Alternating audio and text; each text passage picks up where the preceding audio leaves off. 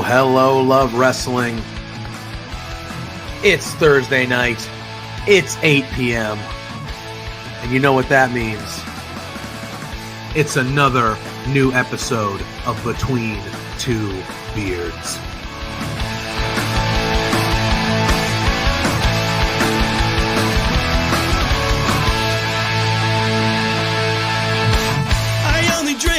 Can we start off with the biggest news of the week? The Rats lost! But every night I'm making new best friends, and the only problem is we like having a good time. Forget yourself now. If you've got the budget, I've got the time. There he is. Hey, boss! There's the boss. Hey! The man with the finest beard on this screen. Canadian men, boys, shut the hell up. Let me talk. You see, the Rads are resourceful. When I got beef with somebody, I can find a way to talk to them.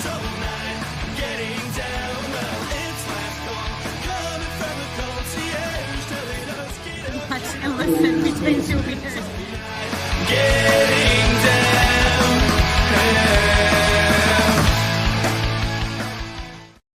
Hello, love wrestling. It is Thursday night. It is 8 p.m.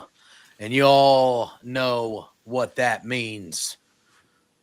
I got nothing. You got nothing? It's another new episode of Between Speechless. Two Beards. Yes, we got a lot to talk about tonight. We have our pal DC Hendrix hopping on here. He's early. Momentarily popping on here. We're going to talk some WrestleDream. He's a big baseball guy. We're talking some World Series with him too. Two Sweet Kyle's in the house, yeah, buddy. we If got if you're staying up late, buddy, you let me know because he's Mr. NXT. Tanner Lee's in the house, but you know how we feel about that guy. Yeah. We love him. And then Fernando. Is that the Blue Jay? The World Series is tonight? I thought it was tomorrow. Okay, maybe it's tonight for him. Maybe it's Friday where he's at. Game one for the World Series is tomorrow. We're gonna dive into that.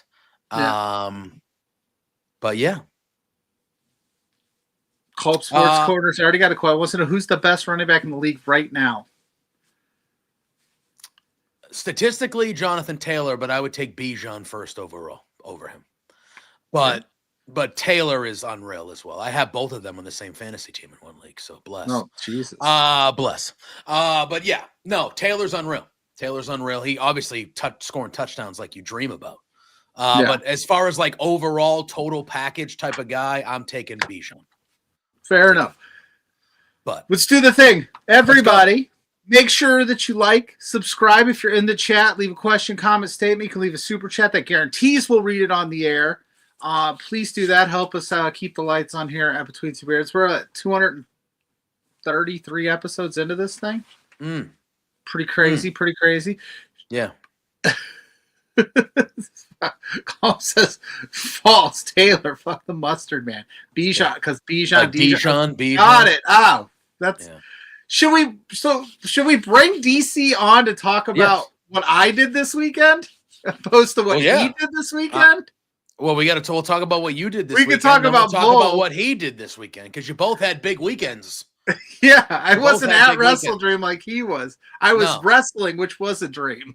Yes, we're bringing him on. DC, the man, the legend. DC, what's up, brother? What up, fellas? Hey, look, I was at WrestleDream, but you were living the dream wrestling. Something like that. Unbelievable. I got to know, Pluggo, man. First of all, how did it happen and how did it go? Oh, okay. So I'm feeling interviewed. Okay, so there is a local. I feel like I'm being interviewed for my first interview as a wrestler by DC Hendrix. Send all of the quotes to Fightful. We'll get this thing, get some traction on this thing. Let's do it. So I live in South Bend, Indiana. You know where that's at very well. Fort Wayne in the house, Tanner says. That's right. DC's from my neck of the woods. We're close. Maybe chest of the woods. If you were to go human body anatomy, like I'm here and you're like right around there. So, so RCW, Revolution Championship Wrestling out of South Bend. You've seen the promotion. You've been to some of their stuff. They had a few months back at the Four Winds Field a wrestling event, and they had an open challenge. And the open challenge was for Jorge Bravo. It was a Bravo open challenge. And me being the person that I am, just started like spamming that I was going to enter said open challenge with full knowledge that, one, I am not a professional wrestler, and two, there's no chance that they're actually going to pick me to do that. But I was just having some fun with it, and Jorge happened to call me a clown or something on the internet, which, of course, I didn't take too kindly to. I'm no clown. So what ended up happening was I answered said open challenge back in August, but I basically passed it off to the actual open challenge winner to kind of troll Jorge, which he lost that match. Bum. Bum, Jorge. That's right, Jorge, you bum. Then it, of course, spirals into the trash talk continues on, and they reach out and they're like, do you want to enter the Royal Rumble that we do every year? The Revolution Rumble, as I should say, not Royal Rumble. That's WWE. And I was like, yeah, sure. Like, I'm down. I'm not a wrestler, mind you. Again, I don't wrestle. So, yeah, but I'm in. And I showed up, and if you saw the video, I tossed Jorge out on his ass. Let's go. Sure did. First elimination of many. Your days are numbered, Kane. Yeah, whoever has the record now. Right. I don't know who has the record now, but your days are numbered. But I went and I did the spot, and then of course, Brutus Dillon is a big guy, and all I'm gonna say is I wasn't messing with him. I had no beef with him, so I kindly turning the dryer's turning on. Putting on the laundry. I kindly exited the ring. As I'm saying, I was self-eliminated, so I think that's okay. And then I went on my way. But I want to say it was a wild experience from top to bottom. If I could pull back the curtain a little bit, like when I got there and I was with my son, my 7-year-old Owen, and he thought it was really cool that I got to go in there, work the spot out with the wrestlers, and kind of like go through everything. I ended up getting to sit in the locker room, which was a really cool experience. If anybody's never been backstage at a wrestling locker room, just watching how these independent wrestlers like go over their matches and go over their spots and work through the process of what they're given on their shows. And everyone was insanely nice and very inviting to me, considering that I'm an outsider, right? Like, I'm not an actual wrestler. I'm sure some people might have thought, oh, who's this joke, but if they thought that, they were very nice to me about it. So I can't say enough nice things about RCW for allowing me that opportunity. And then, like, my wife was there with my 2 younger kids. I will say this. My 10-year-old and my 16-year-old thought I was a wuss because I left the ring early. I did see that. They were mad that I didn't just keep on going. Now, I explained to them that was the spot that I was given in that match, and that I'm not a wrestler, and I didn't feel like dying. No, I'm not going 60 minutes. Okay, I'm not going Broadway. I'm not Daniel Bryan. Okay, I don't have it in me. I don't have the hour Edge. What Edge did the last time he was in a Royal Rumble, he went about an hour. I don't have that in me.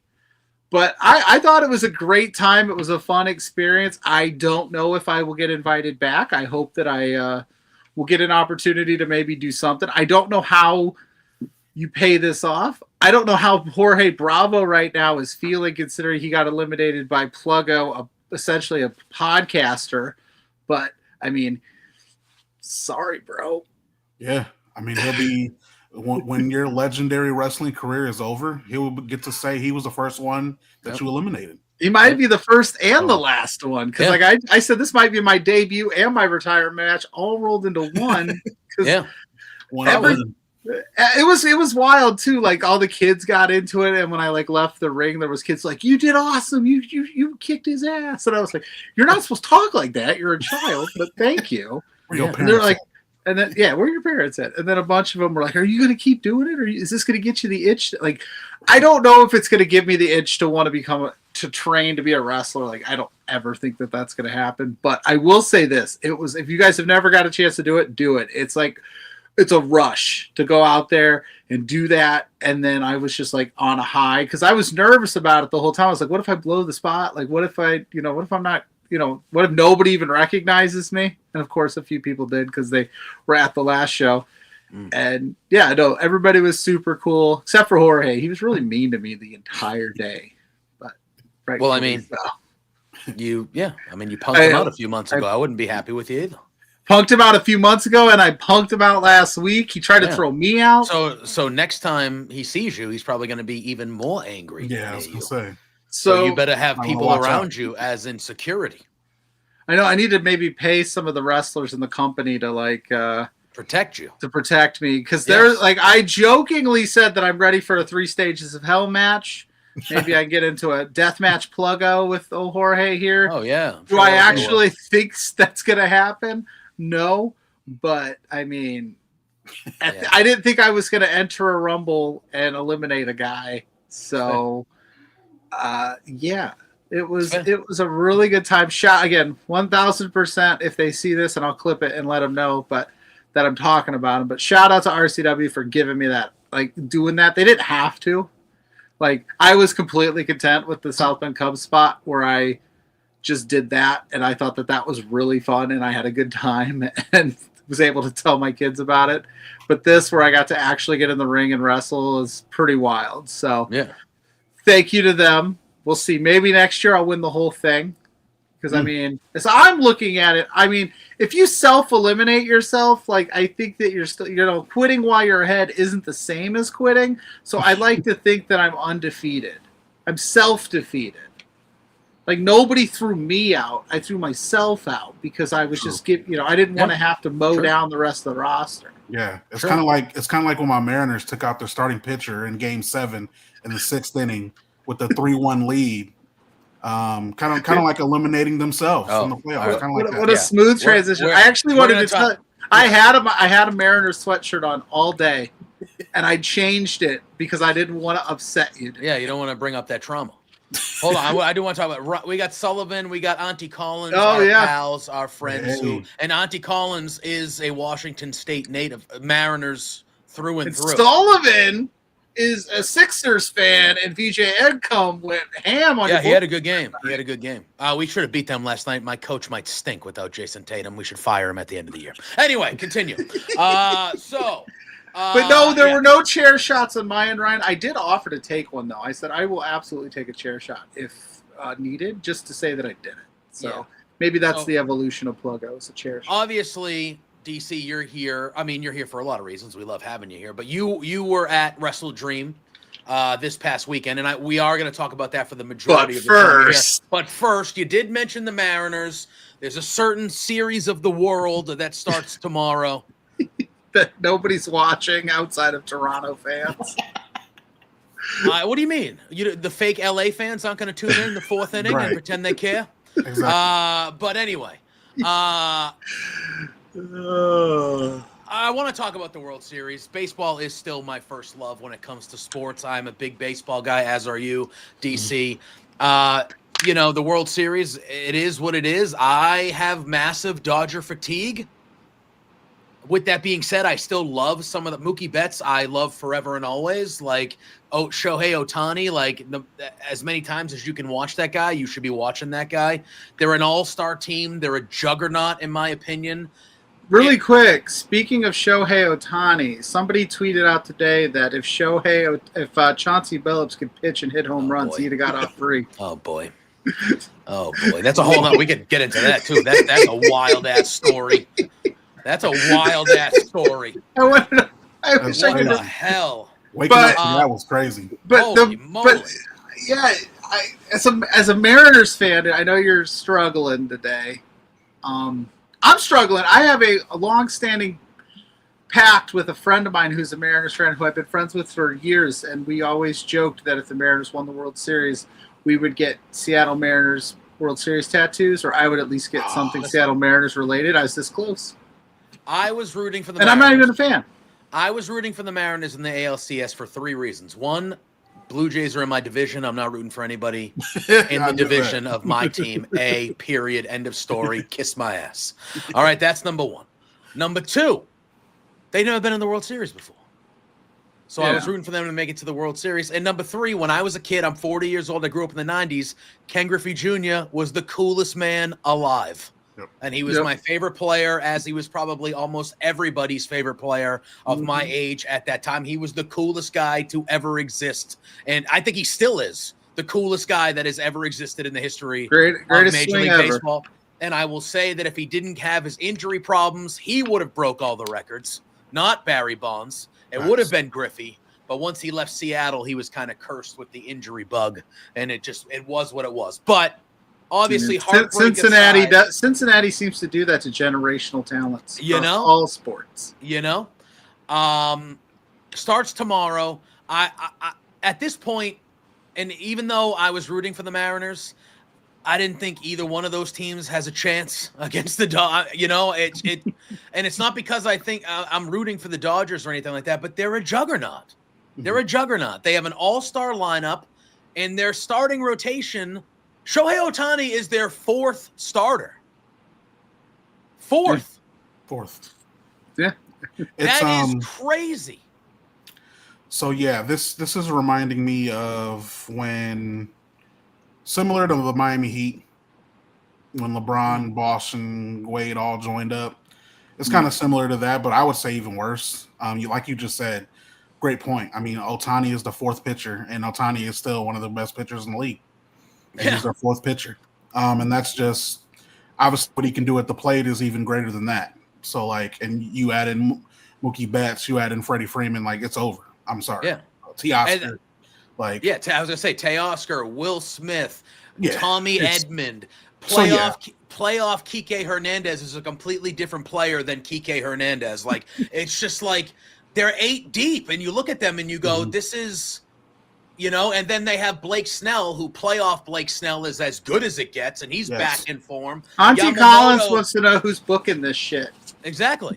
Yamamoto has been unhittable. Glasnow, it's just, it's just. The fix is in, Auntie Collins. Yeah, well, that's what I mean. Brewers and Mariners, that was 2 fun teams that Mariners have never been. It's been a long time since that's 2 teams that have never won before.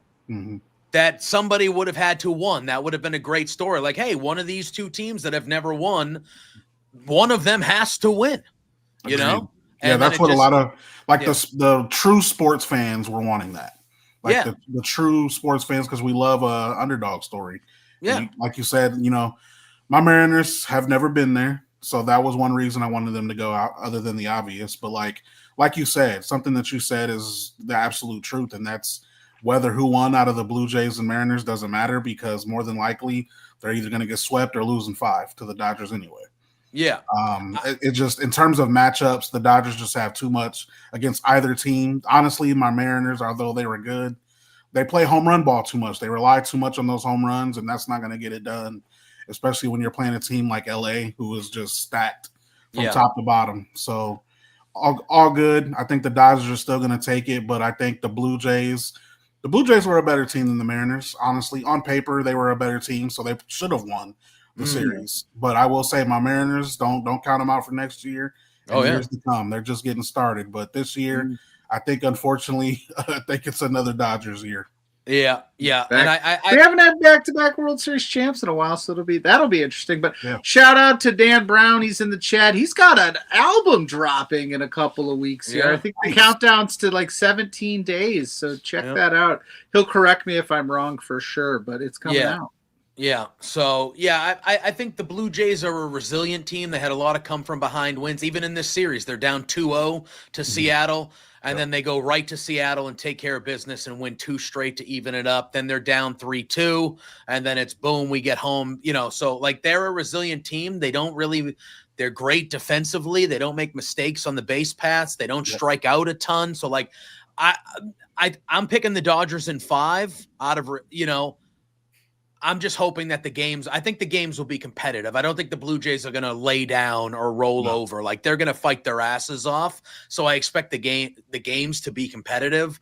I just think it's just the sheer amount of talent on the Dodger side is just too much for anybody really at this point. So 15 days, he said. 15 days. Close. There we go. 15 days. We'll have to get him on to promote that. Yeah, absolutely. I would not hate that at all. But why we brought you here, we know we only have you for a little bit because you're a busy man. You got your... Or just have a lot of kids. That too. Trust me, I know the feeling. I'm trying to maneuver all of the kids' stuff this weekend. Is interfering with a lot of stuff that I like. I'm just like, how do like normal, like sane parents do this? And like, I'm not going to go too far into detail on this, but like this morning, Mrs. Pluggo had a minor surgery she needed to get done, and they had me sign the responsibility form, and I was like, that's what she's for. So I'm trying to navigate all this while she's resting up, and I'm like, I don't know how people do this. But you got your first opportunity to, not only because I think we texted about it, your first chance to go to a live AEW show and cover it on top of it. Yeah. So first and foremost, man, how cool was that? How was WrestleDream in St. Louis? And we want to talk about the card with you a little bit. What was highs, lows, fish tanks? We want to talk fish tanks because apparently that was a hot butt topic. But let's hear it, man. How'd it go? Yeah. How was it? So, full disclosure, and I've said this on social media. I'm not afraid at all. But so over the past few months, I've been following more AEW as of late, probably more than WWE lately, to be honest. It's all personal preference, but right now I think AEW's product is better than what we're getting in WWE. So I decided, you know what? I'm not enjoying the WWE product right now as much as I usually do. So I'm going to go over and pay a little bit more attention to AEW side. So over the past couple months, it's just grown and grown. And I have family in St. Louis. Like, all my dad's family is there. So we've been wanting to go visit anyway. It was my grandma's birthday like a week ago. She turned 84. So we were wanting to go visit. We were wanting to go visit her and take my dad to go see his mom and all that.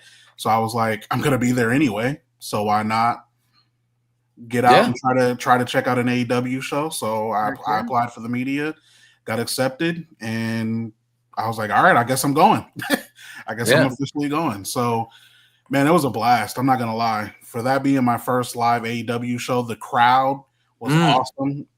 Compared to a lot of, like, I watched Dynamite and Collision, and obviously it's hit or miss with the crowds in terms of interaction. But that St. Louis crowd, in my opinion, was louder, much louder than it was on the broadcast, because I watched back some of the broadcast, and they was much louder in person. I don't know if they drowned the sound out or what a little bit, but I thought the show was really good. I know there's been a lot of, I don't want to say haterism on social media, people, critiquing the main event and all that stuff. I actually thought it was a really good show, especially from my perspective. My first live show, I thought it was really organized, really well done. And in my opinion, for Tony Khan, who has not had the best past in terms of storytelling, I thought he did a great job with that PLE on taking us to the next step with some of those stories. So overall, and I know we'll get to the matches and specifics, but overall, had a great experience. I got to meet Amber Nicole, who was our photographer at Body Slam. I got to meet her in person. JJ, who is with, I think, Observer. Yeah, JJ's I got to meet him. He does some photos, so got to meet a couple media people, and got to ask Tony Khan a question in my first. Yeah, it's incredible. Did you? I didn't see that. What was the question? Yeah, so I just asked because a lot of people were complaining about the Amazon Prime feed. And people didn't even get to watch the main event. Yeah, if they ordered on Amazon Prime, they missed the entire main event. So I asked them, was cut out on. And apparently, according to reports, Amazon Prime made the decision. They're like, we're cutting it. We're cutting it at midnight or whatever. I don't know if it was it was like a time thing, and like they were like, it's over. Because I watched it on HBO. I watched it on HBO Max too, but apparently at midnight, Amazon Prime was like, it's over, and they missed the whole main event. Oh boy! Yeah, so I asked Tony. I asked him basically, were you aware of that, and what are some? Do you know anything that's being done to whether refund those people or something, because like the main event is obviously very important. Yeah, that's the whole point of the card. Yeah, if you paid $40 to watch this PLE, like I probably want to watch the main event. So he answered it with grace, very, very kind. He was also very excited that it was my first show, because I mentioned that in my question. Very excited. Renee loved my hat. She loved that I had the hat. So it was a good time, and I'm not gonna lie, I will definitely. I've already put in my media request for Fishers, Indiana, in December. So I might be going to another one. But either way, wait. I looked at the sheet. It wasn't on there. It's on there.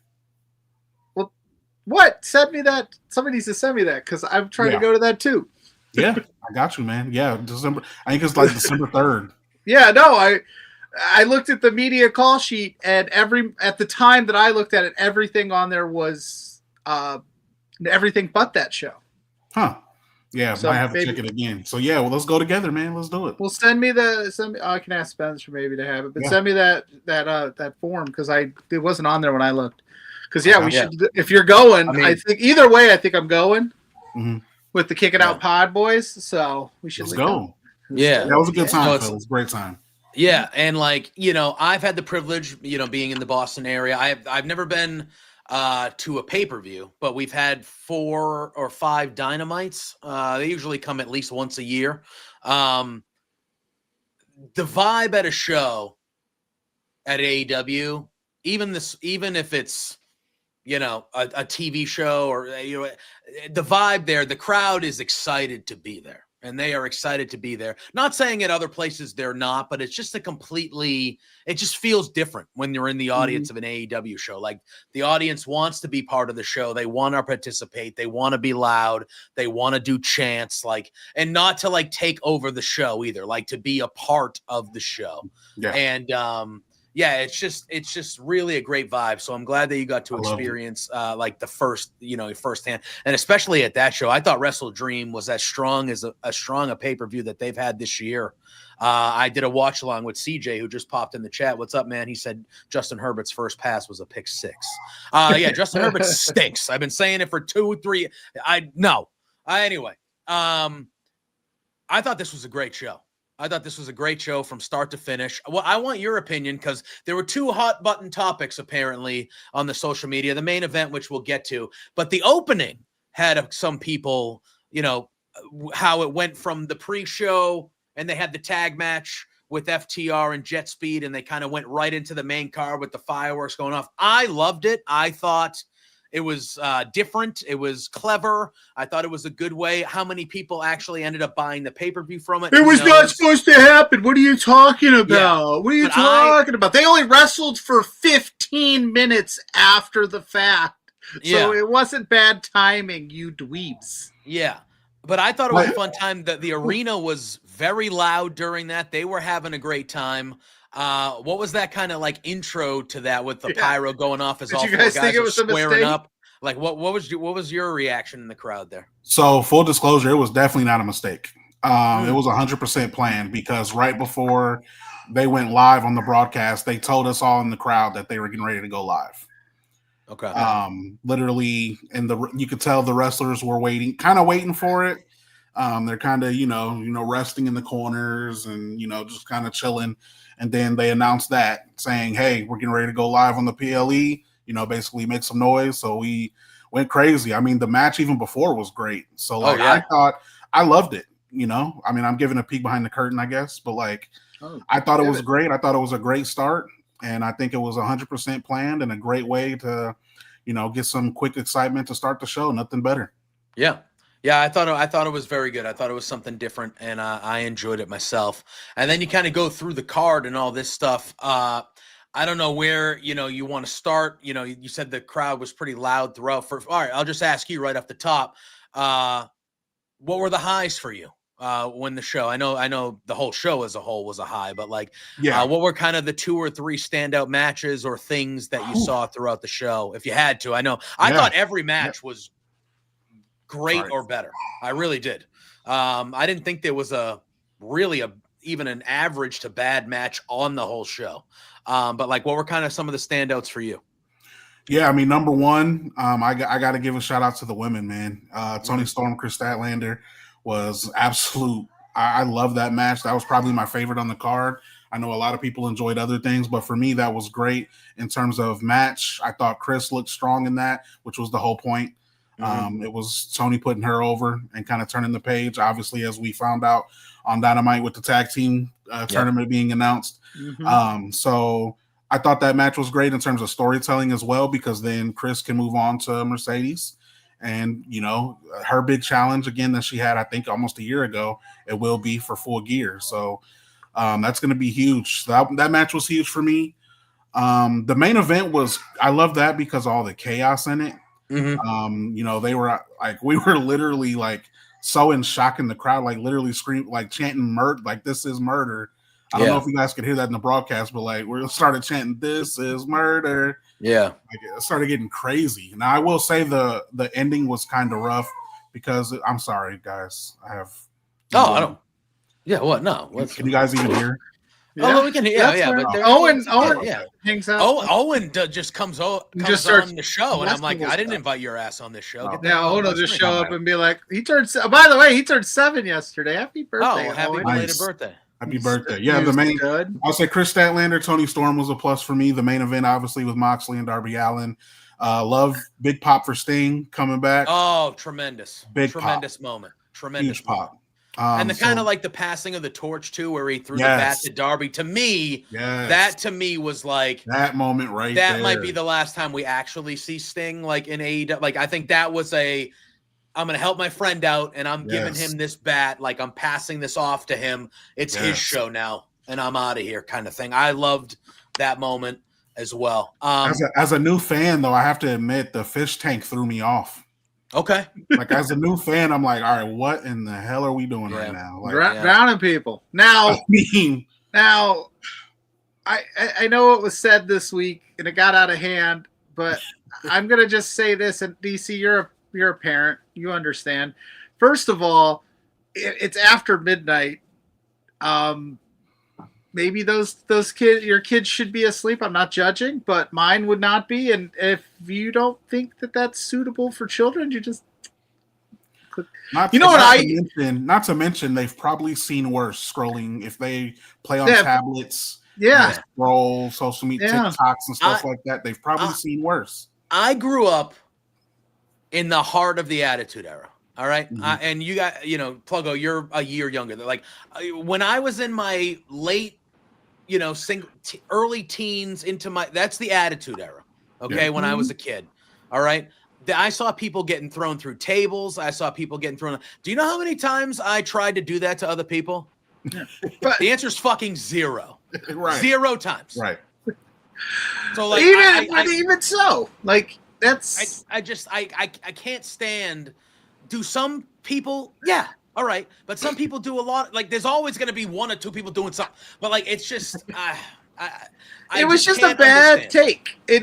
She should have just, she can have her opinion and if that's how she feels, but at the end of the day, it's not like, okay, like right now, let's just use Between Two Beards as an example. Like, it's not my responsibility to say things that if your kids, don't watch it. Like, it's not my responsibility to like, I got to worry about what Joe Schmo's kids think. It's not a kid's show. Just don't watch it. Like, AEW is TV 14, and listen, as a I don't know if your kids are into wrestling like mine is. Like, my youngest is super into it. He loves it. My oldest is too. But he just like I say, he just turned 7. I am very regimented on like we stick WWE. That's what you watch. I'm not going to sit and watch WrestleDream with you. That's more a little past. And then if we have to have a very hard conversations of like, this stays here. Yep. This is a TV show. We can't take this to school. We can't go do these moves on our friends. This is something that like you watch with me and we have a good time.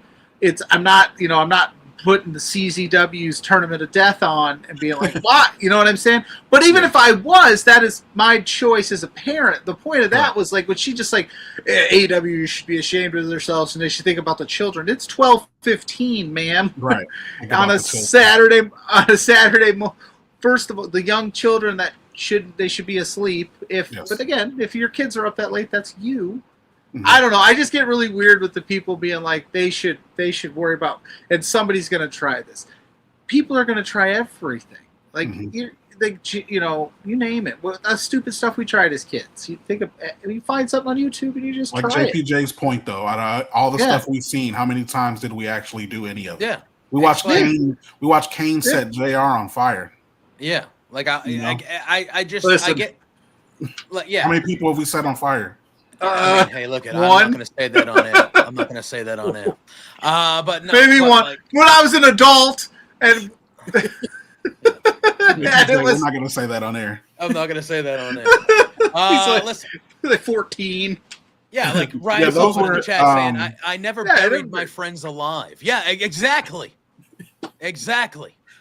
I loved those matches, and then on the pre-show, just to summarize too, I really love what they're doing with the women's tag division. I love Harley Cameron and Willow Nightingale. Unfortunately, they got a rough draw in the tournament bracket.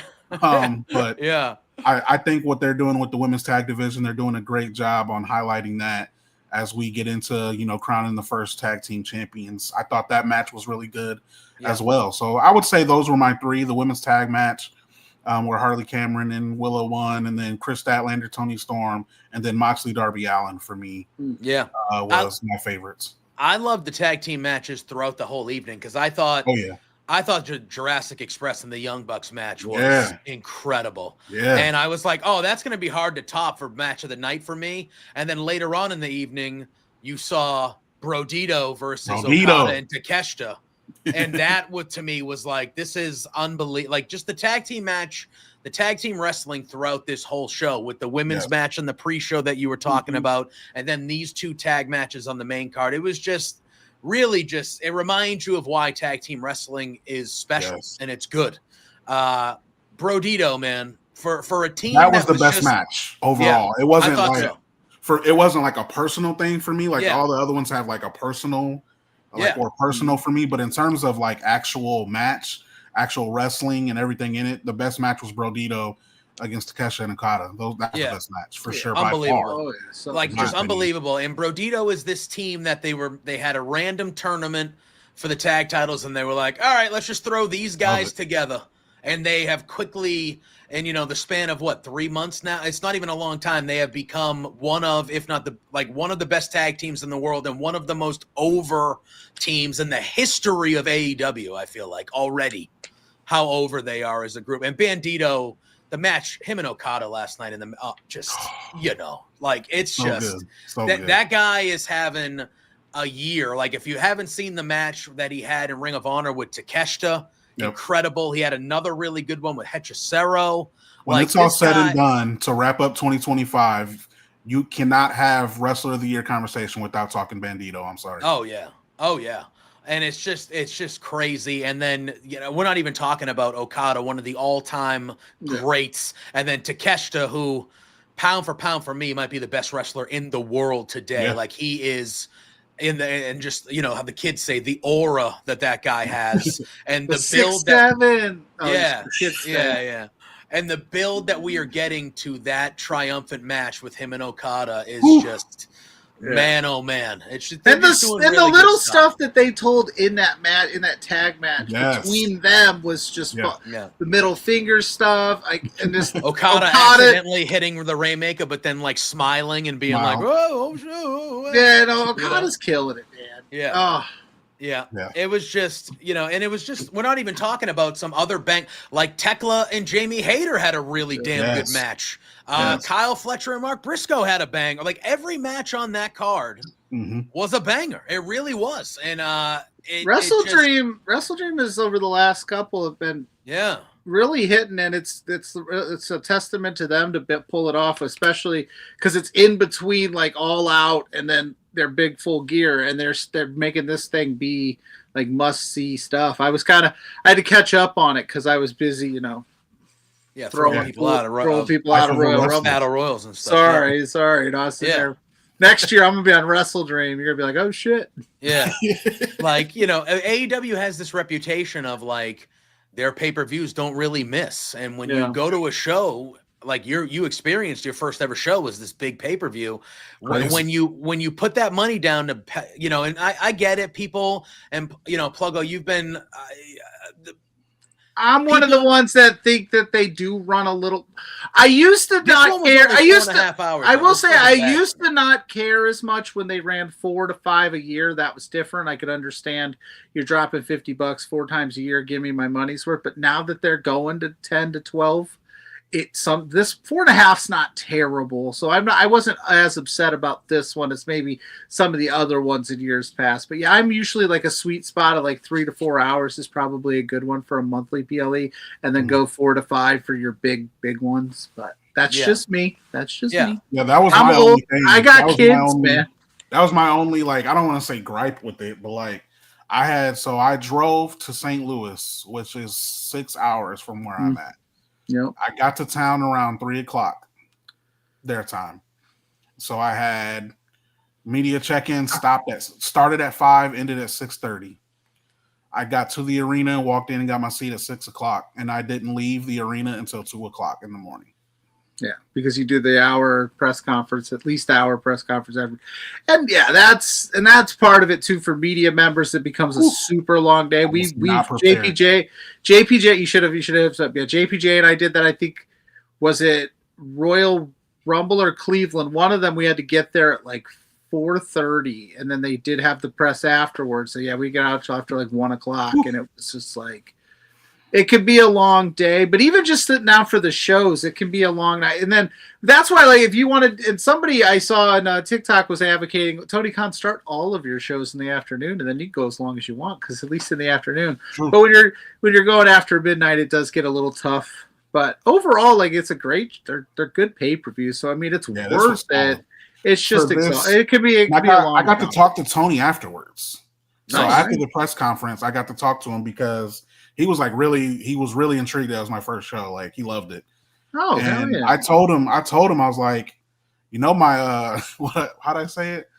I said, my expectations are pretty high that this was my first show. So, I'm going to be expecting some big things. So if it's not good, I'm going to write about it at Body Slam.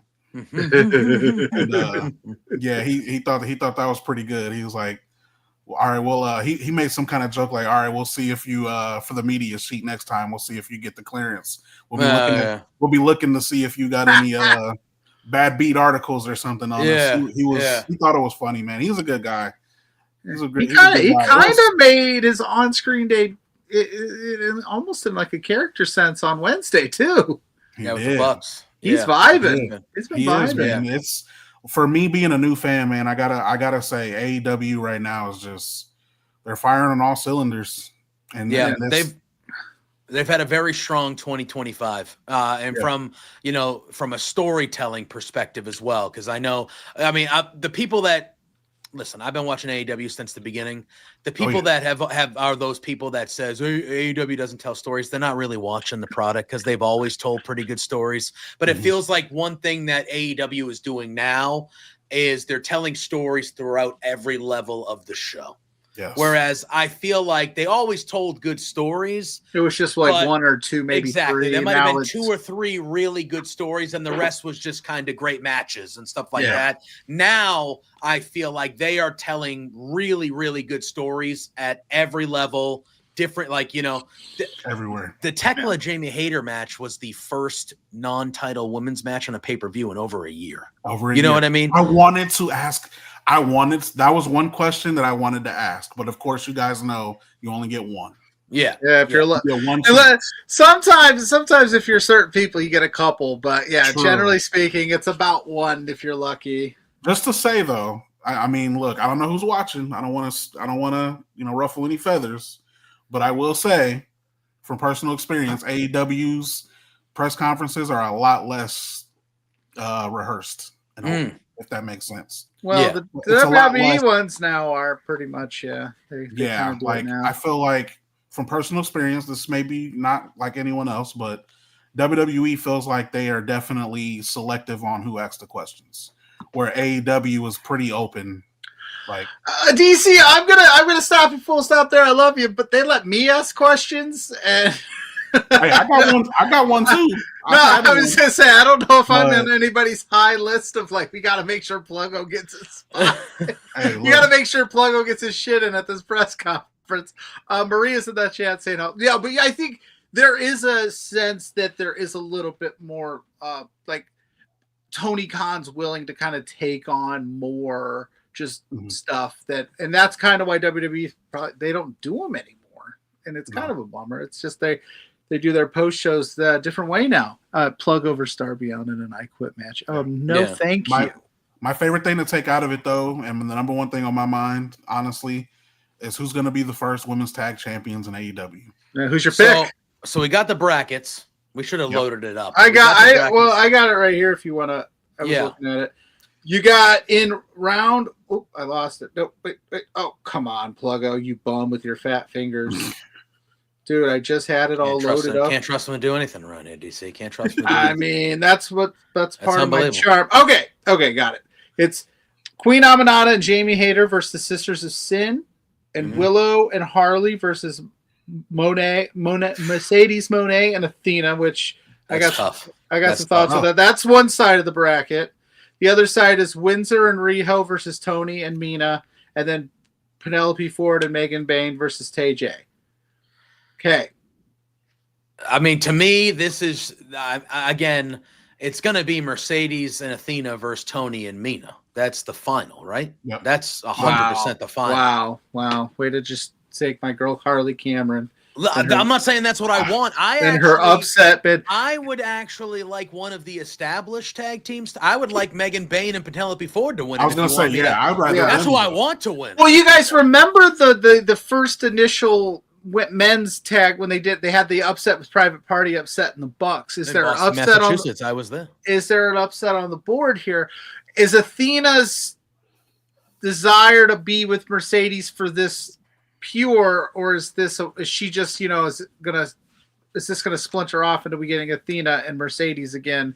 Because Mercedes is also going after the world title at Full Gear, and she's trying to get to 14 belts here. Is it possible we see some kind of upset there? Willow? Because Willow is one of those people that we've all been saying needs some gold too. She's due. I don't know. Yeah, I'd love for them to win. Honestly, like before the brackets came out, they were my pick. But now that the brackets came out, and after everything that happened at Dynamite, there's back and forth on social media with Mercedes and Athena. Like, I'm with JPJ. I think that's going to be the finals. And I got Tony and Mina coming out with the belts. Yeah, that's fair. Fernando has Aminata and Hayter winning. I listen, that 4-way tag match they had last night on Dynamite was really, really good. And that finish with the headbutt into the Haterade by them two, oh baby. Like that, I've always been a big fan of Queen Aminata. I would like to see her more on my screen regularly. She's fantastic. But to me, it's looking like the second round is going to be Hayter and her versus Athena and Mercedes, and then it's going to be Tony and Mina versus Megan Bain and Penelope. And I feel like those are the final 4 teams. We're going to get that massive Did finals. they mention when the finals is? It's before Full Gear. I would imagine. Yeah, it's only 18. Yeah, so I think they said it's going to be happening over the next few weeks. So I think it might even happen on a Dynamite. Yeah, I mean, I think that's the way they're going. And then obviously there's other things like that 4-way and Hayter and Aminata. Like they're building to the blood and guts on the women's side of it with that stuff too. And, they're kind of leaning into that November as well. 12th. So that's going to be coming up on November 12th, which is 3 weeks away or a little over 3 weeks away. 10 days before Full Gear, which is crazy. So I don't know if the finals will be then. What about that little interaction we had last night with Stat and Monet where she kind of got one up on the cake? Will there be some scenarios where that obviously Mercedes is going to get hers back and then Stat maybe cost her? I think that's where we're going to end up here. Statlander's going to cost her. I like that. The championship, this tag championship, because she doesn't need it. As listen, and 14 Monet Maria said, I'm all for Mercedes winning all the belts, but I think this is a way where you could add fuel to the Full Gear match by having Statlander screw her, and then give it to Tony and Mina. That's fine with me. I do love the Megan Bayne and Penelope Ford pick, though. I think that if I was going to go with that would be the way to go. But no votes for TJ. I like TJ, but that's a bad draw. I know. It's kind of like March Madness, dude. Like I may like a team, but if you're in that murderous row, it's tough. It's tough to say TJ. Yeah. Listen, TJ is cool and all, but I don't know. Yeah, I agree. Yeah, this is what I'm honestly like. I'm most excited about, and it's weird to say it because for so long they were criticized for their women's division and how it was booked, but right now, that's what I'm enjoying the most is what they're doing with the women's division, the tag titles, what they're doing with Chris Statlander, who has also had a phenomenal year, a big year for her as well in 2025. That's what I'm enjoying the most on top of everything else that's going on right now. So AEW is firing on all cylinders right now. Yeah. All it took, and the craziest, all it took was giving these women little storylines. It doesn't have to be massive stuff, but like with the women, especially, we talked about a little earlier with the storylines overall, they'd get the one main title storyline and then they'd fill in the rest. They're giving TJ and they're giving Hayter and there's all these stories, and it's wonderful. And they're seeding it throughout the show instead of blocking it all at 9:15 again, which is great. Yeah, big time.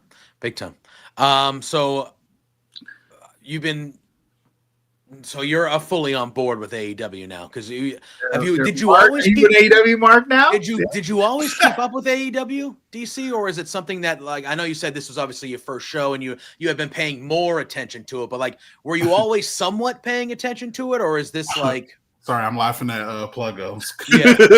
Talking shit. AEW Mark. No, so I've been following it pretty much. I'll be complete. I've been honest about this, but I started following it more frequently when Mercedes went. Okay. Fair. That's when I started following it a lot, like not just like reading online what happened, but that was when I started like watching the show when she joined, because I've always been a big Mercedes Mone, Sasha Banks. I've always been a big fan of hers. So when she joined, that's when I started following a little bit more. But now it's on another level. Like I've been dedicating all my time to, Monday nights, Tuesday nights, Wednesday nights. Yeah. Thursday, I've been watching TNA. Friday, it's a show every day. Yeah. SmackDown. And you got Collision. It's a full grind. So I've been trying to at least watch all of them, or at least keep up, if not just watching the highlights, watching things like that. But yeah, it's definitely, I'm taking it to the next level. I'm going to try to cover it like I have been WWE for the longest and try to expand. That's been a goal of mine anyway, is to expand a little bit and not be so one-sided with one company. Yeah. And I've been really, I've been an advocate for I've been watching it since the beginning. I've been very, we have Pluggo here. We've been talking about it for, and we're to kind of see more pro wrestling is good for everybody. Yes. Yeah. And I think that this calendar year, I think a lot of people, for a different variety of reasons, but I think a lot of people, and I experienced it too, and we talked about it for full shows not too long ago, is, WWE, while I still watch it all the time, and I still find a lot of enjoyment out of watching it. Oh, yeah. I have kind of felt like you have felt, DC, a smidge. And so to see AEW kind of not take advantage of it, but really like, perform at this level when people are feeling kind of over here, I think they've been doing themselves a really good service with the way that they've stayed the course. They haven't talked about it. They're staying away from it. They're just focusing on what they're doing and what they are good at, and it's really been working for them. It's really been working for them. Because you can only go so far with I signed the ex-WWE guy or take the WWE shot. That only gets you started. And then that was a problem. They leaned on that pretty heavy early, and now, like you said, JPJ, they're got blinders on. They're staying in their lane. They're doing their things. These releases that are happening left and right when WWE, they're not scooping all of these people up like they used to in the past. They're being very selective. They're adding new storylines and new stipulations to things. They're trying, and everybody forgets they're still 6 years into this thing. Really, 7 maybe overall if you circle back. But I know Dynamite's 6-year anniversary was 2 weeks ago. Yeah. Like it's still a young company. They're still going to make mistakes. They're still not, and WWE still makes mistakes. They've been doing it for 50 years. So I'm glad you're on board. I'm glad you're here with us. As an AEW guy now. Heck yeah. Bro, That's I right, gotta baby. give credit. I gotta give credit where credit is due too. If it wasn't for that Wednesday night Dynamite post show that happens on Body Slam, without that, I don't know if I'd be able to do it. Oh, Pluggo's been with me. Pluggo's been with us a couple times. I'm the first 2-time fill-in. Yes, but yes, Wednesday nights on Body Slam. I'm gonna crash that again soon. No, I'm sure. you should. No, that's a that's a fun time. That's a fun time. So I'm Maybe- glad that Maybe DC and I will start our own post show here. Let's go. Let's go. we're gonna be feuding. We're gonna have the Wednesday night post show wars. Is that what we're doing? Battle for the ratings. Battle for the ratings. We know you got to get out of here. I know you're a busy guy. Yeah, you stay and as long as you'd like, but if you do, well, it's up to you. But let the people know where they can find your writings. Where before you let the people, I was at. Do you so you follow football? Do you have a basketball team? Yeah, Phoenix Suns. Oh boy. Right. Oh boy. Let's talk about it. Let's talk about that for a second. Let's go. Whoa, I did not expect that. I got Let's you, go, bro. Pluggo. They won last night after trading Let's go. trading KD and my Rockets who Whoa. lost. But Man, I should have worn my Suns hat. We could have matched. Let's go. Phoenix I like the Suns. Phoenix Suns. I always have since I started watching as a youngster in '93. KJ. Kevin KJ. Johnson, Kevin Johnson, Barkley, Dan Marley, Dan Marley, bro. Dan trading Marley. threes. Let's go. One of the most underrated players of all time. Yeah. Dan Him and Marley was- Richard Dumas. Look him up if you don't Wasn't know. Luke Longley on that team too? And then he ended up in Chicago. I could have sworn. Not- Or maybe I'm Not yet, crazy. no. No, okay. Because I Yeah. remember there was Barkley was there. Barkley was for a while. definitely there. Yeah. MVP. Barkley was there. KJ was there. Marley. Yep. Yeah. That was a good. They were a pretty decent team. Yeah, big time. Mhm. You know what's funny is Those we dang traded. Bulls. We got then the you- best. We got the best player in that trade, and we lost on opening night to the. Yeah, and Thunder, then then you had that second run with Nash and Amari Stoudemire, and Yep. you had that Oh, second yeah. run where they were always in it at least, Yep. and like one of the contenders for the most part. Krabby, what's going on, man? How we doing, bro? The Yeah. Phoenix Suns, huh? Okay. Yeah. Okay. Yep. All right. Ever since All a right. youngster, just stuck with me. Mariners. Yep. Who's the football team? Denver Broncos. The Broncos. What are they? West West- Coast teams. West- I was to say West Coast vibes. West Coast, man. They were You all. got a hockey they all team. just so happened to be good when I started watching sports. Fair enough. So like Suns '93, I was a youngster. Mariners '95 with Griffey, Alex Oh, Rodriguez, JP Randy in there. Johnson, Yeah, young, watching them, and then Denver Broncos late '90s, Yeah, John Elway. Elway, Terrell Davis, Shannon Sharp, solid. Yeah. So, Okay. Yeah. Okay. played with them all through. that's fair. That's fair. Look at, I was born into, And I'm gonna, if I could sneak one more question out of you before we get you out of here, because I know you got to Let's go, go. and I'm pushing your time. And Penn Kingsman winning state. Yeah, Okay, that's my 100%. former high school. That's yeah. right with I high school. mean, I can't Okay. see. Anybody, they're running down people. Yeah, like Okay. football. What is this? Football? High Yeah, school football. Okay. DC covers high school football in the state Yeah. of Indiana, and I went to arguably the greatest high school football school in the state of Indiana, probably in and history. baseball. And baseball, yeah, we're a pretty good baseball team too. I was just curious if they're going to run into any of those juggernauts down in Indiana. Every once in a while, we run into like an Indianapolis Cathedral or like a Ben Davis or something, Fort Wayne Snyder. They're Sometimes. pretty good. If Cathedral would probably be the only one where I'd be like, they got a couple of guys that are going like power school D1 in college, so like they got some Okay. ballers. But I think overall, I think Penn should be able to handle it. Heck yeah, there you go. Go Kingsman, baby. There we go.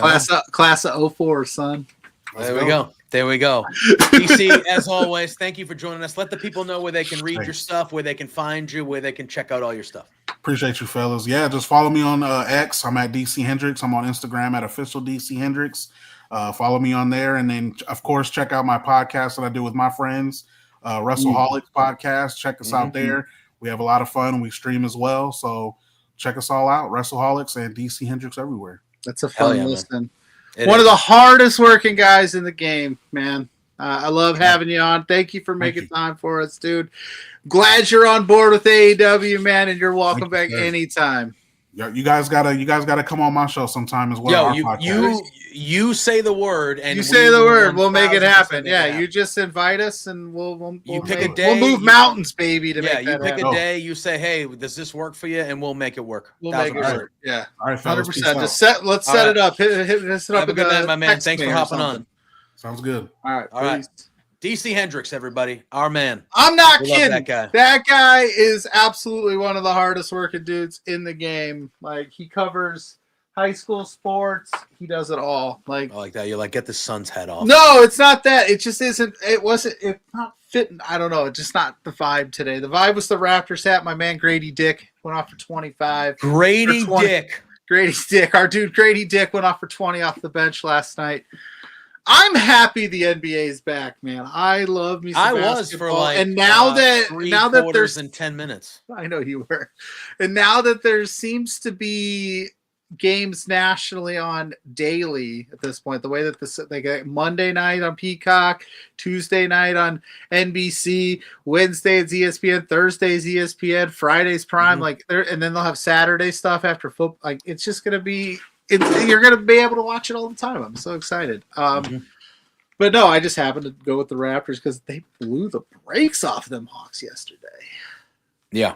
Wait, you picked the Raptors as your NBA? No. I'm a Rockets fan. I'm a Rockets guy. I need to get a hat. I just haven't got one yet. I haven't found one. I haven't found one that I liked that I'm vibing with. So, but Brady Dick. I just thought I'd go Raptors today.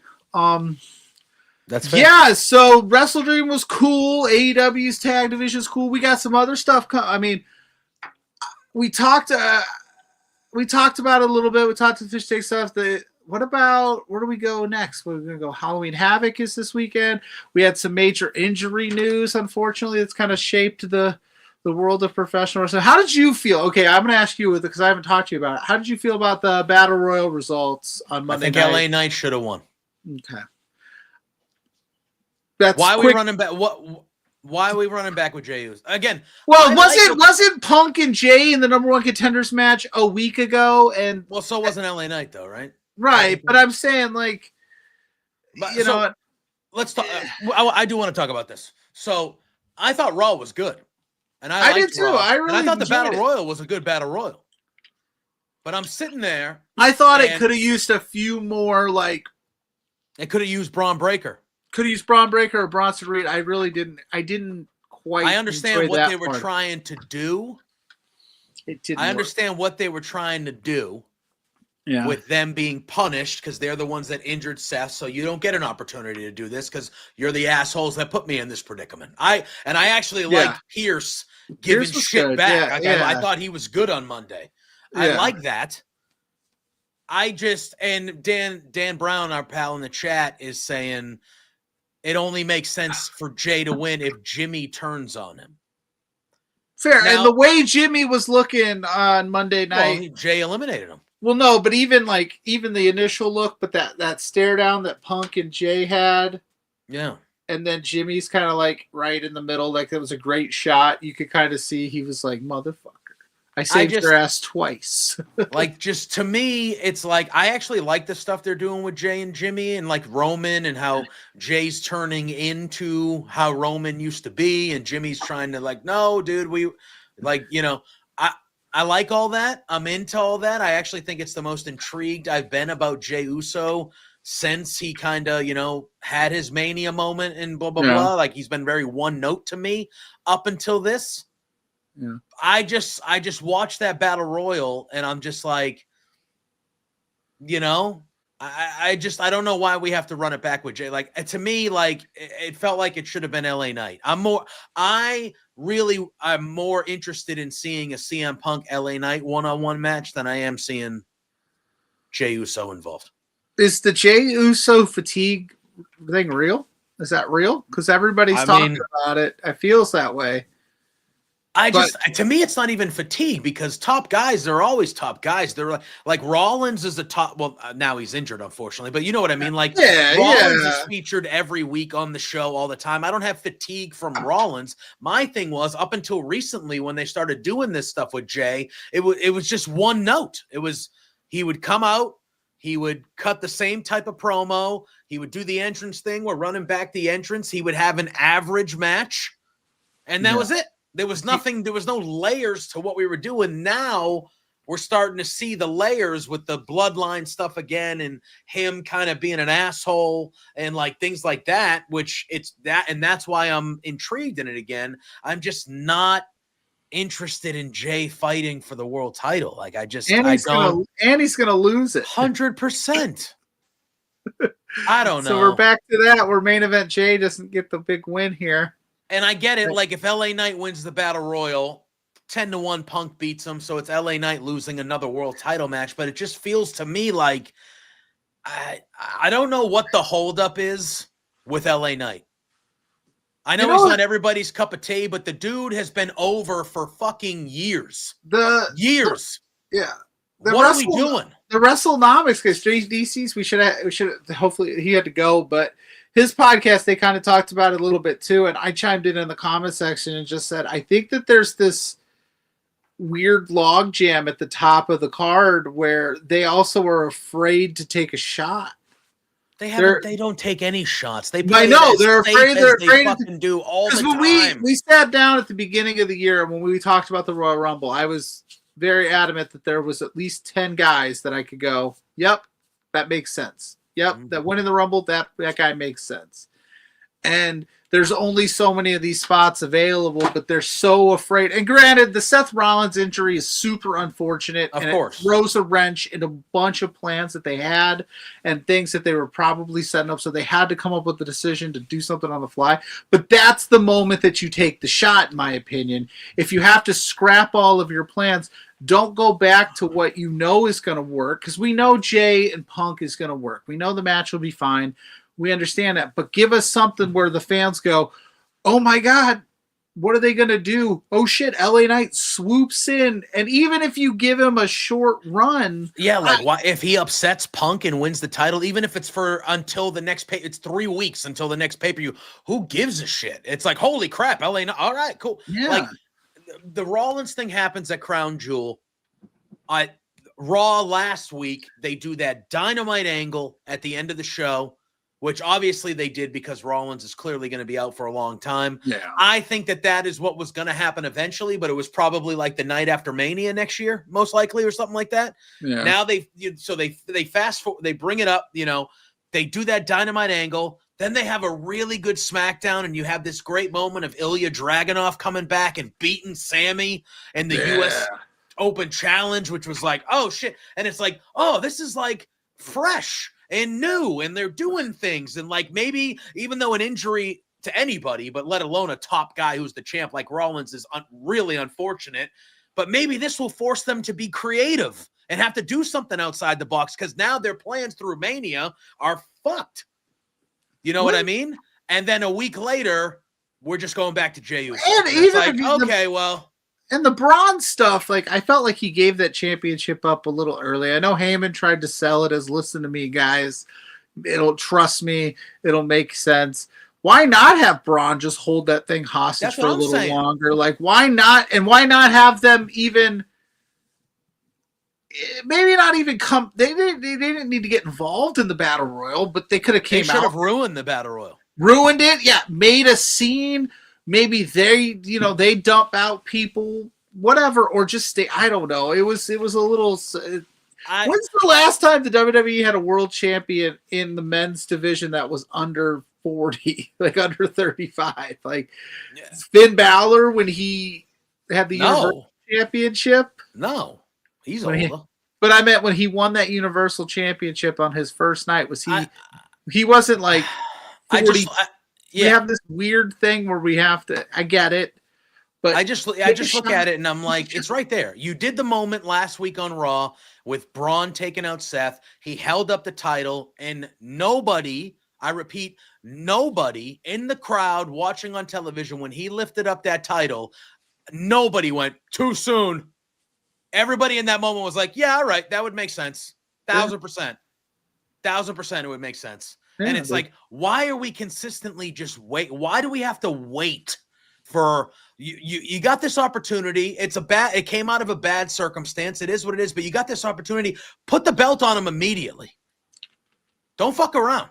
Put it on Braun Breaker, let him run through the show, and then when Rollins is healthy, guess what? Now Rollins is the triumphant hero coming back and taking the belt from that guy that took him out. Yeah. That's it. It's real easy, guys. I just don't understand why they just don't. Some of the most memorable moments of me watching wrestling growing up were oh shit, I didn't think Mankind winning the world title from The Rock on Raw.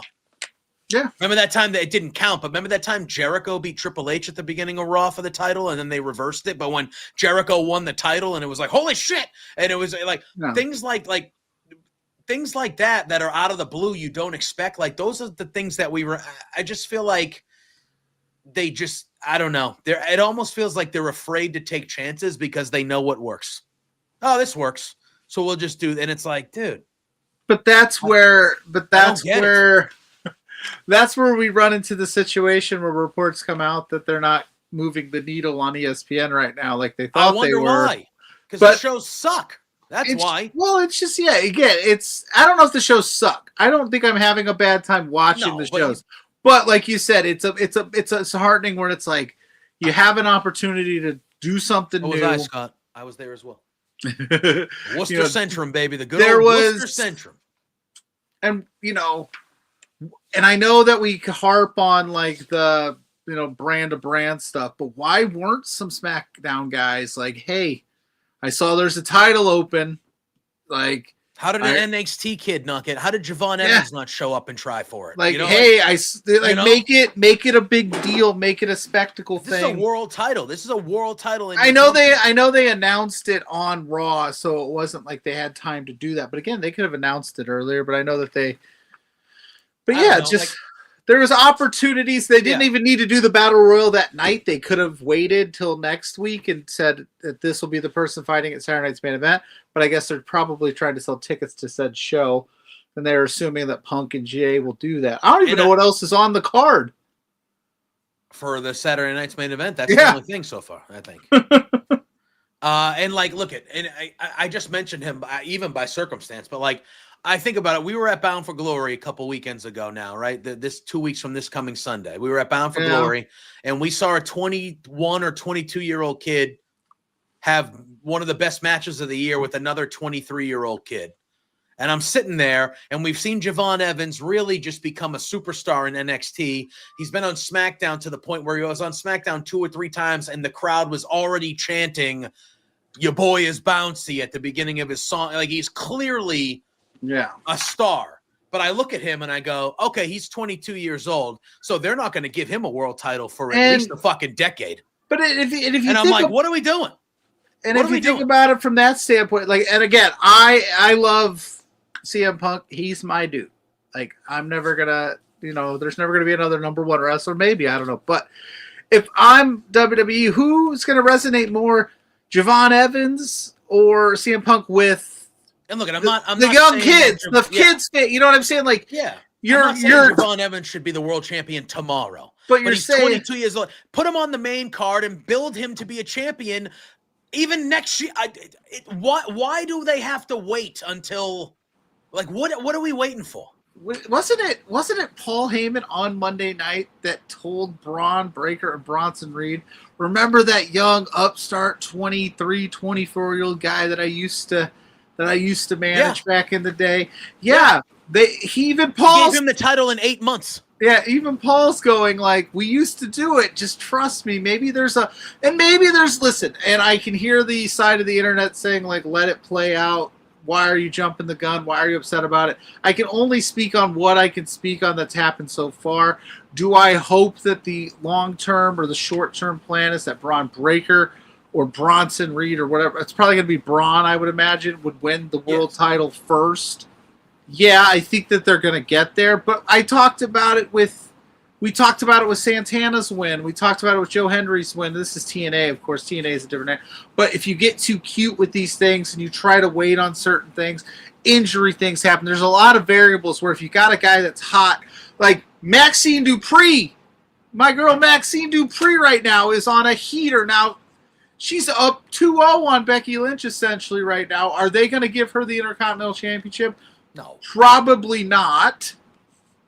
And that's just a different example, but you get these people on heaters and then you don't capitalize on them and they go back to like, oh, we're not supposed to care about them. It's just very like, it's just very, I'm not saying that, it's just very annoying. And it's not even that I don't like the guys at the top. I love CM Punk. I love Cody Rhodes. I love Drew McIntyre. I love Seth. It's not that I'm complaining that those guys are at the top, but it just feels like it's only those guys. And like the guys that are young, like Carmelo Hayes. What the hell are we doing with Carmelo Hayes? Like I think of the young guys like an Obafemi or a Javon Evans and those type of guys. Like, is it one of those things where they're going to come up to the main roster and they're not going to be where they need to be in the main roster because we got these guys up here that are, it's like, no. If Obafemi's coming up to the main roster, that dude should be a champion in 6 months. Look at him. Triple H. Javon Evans should be the underdog that works his way up to a world championship in a year or two. Yeah. It's like, but are they just going to be dwindling? Carmelo Hayes has been dwindling on the main roster for 2 years at this point. Dwindling. And he was as sure a bet as you could have picked when he was in NXT that he was going to be a world champion. And he's doing nothing. Why? Why is he doing nothing? It just does not make sense to me how they just don't put these young, talented people in prominent positions. It is just, I do not understand.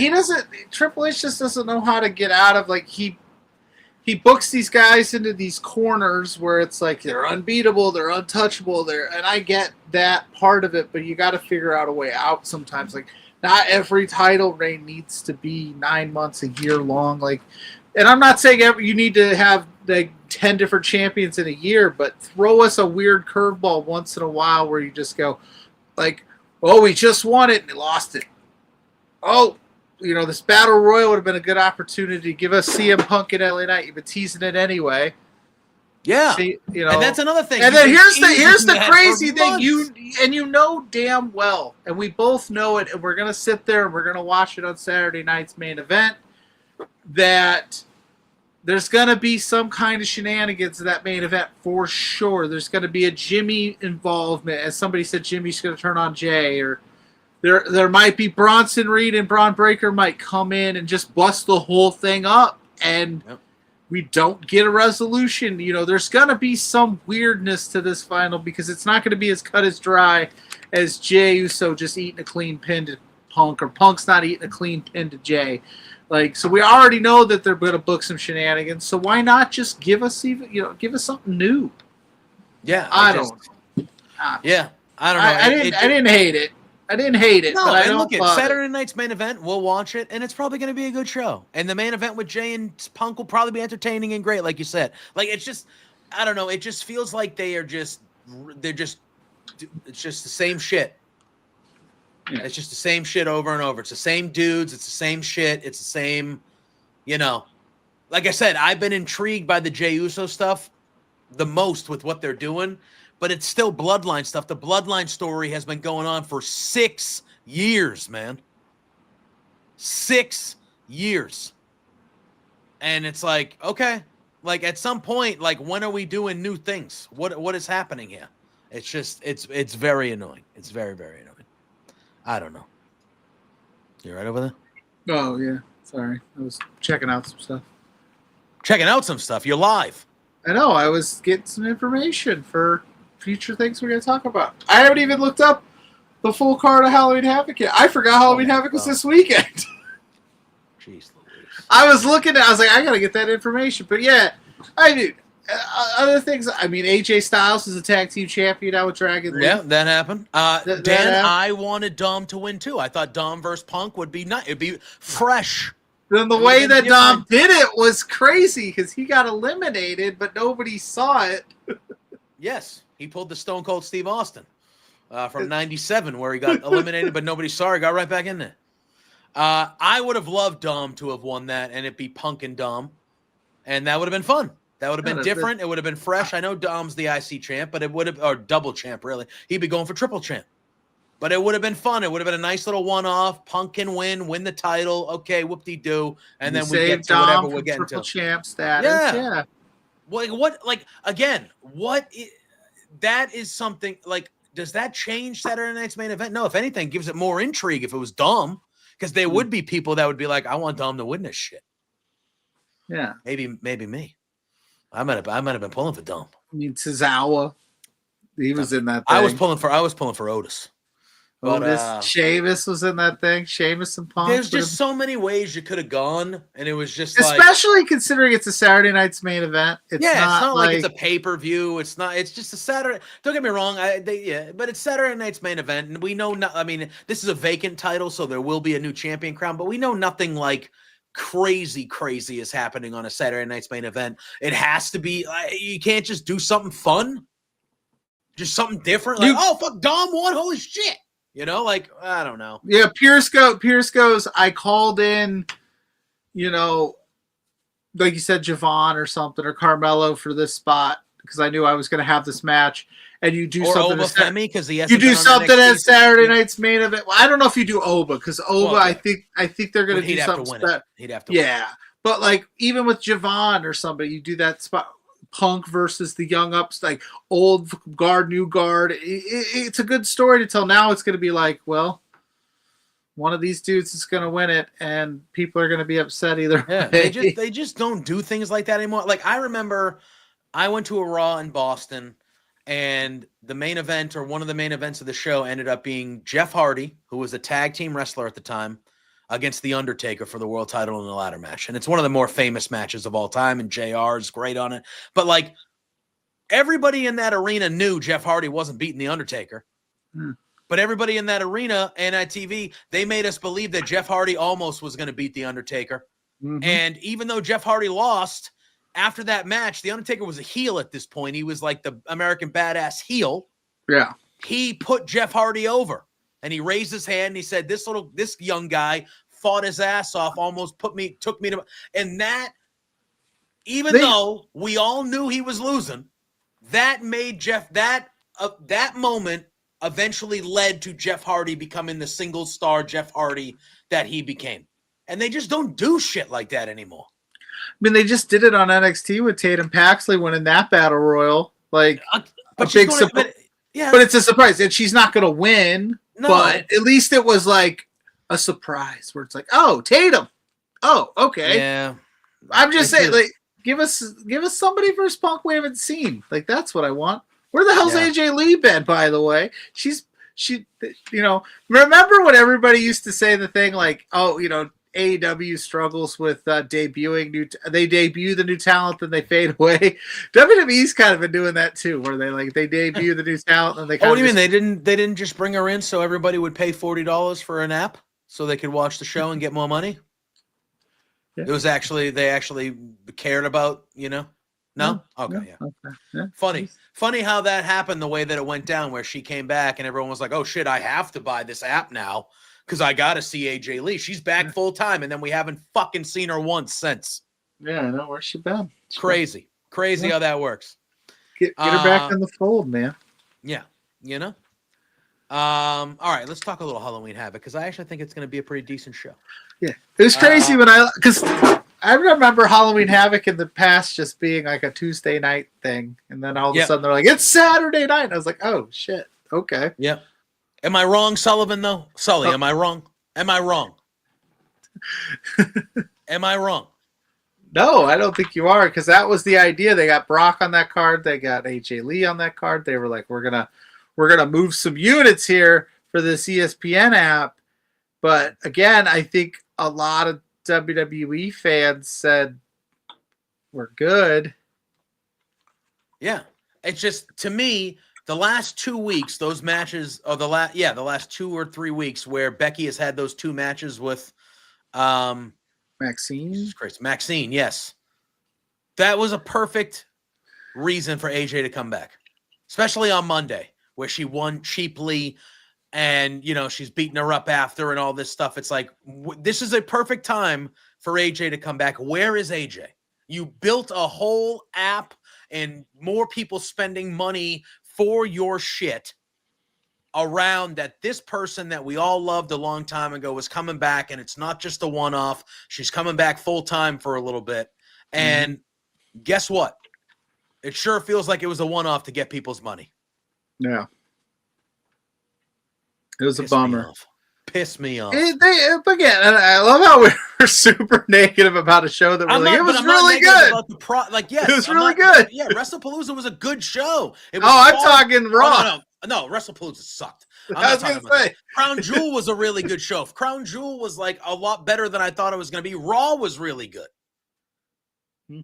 I just, just do something different, man. Just do something different. Yeah, and it doesn't hurt. Like, you're gonna be fine fine on that too. It's you guys write this stuff, right? So you can write yourself out of a mistake. Like, if you put the thing on Braun Breaker and he absolutely falls flat on his face as world champion, right?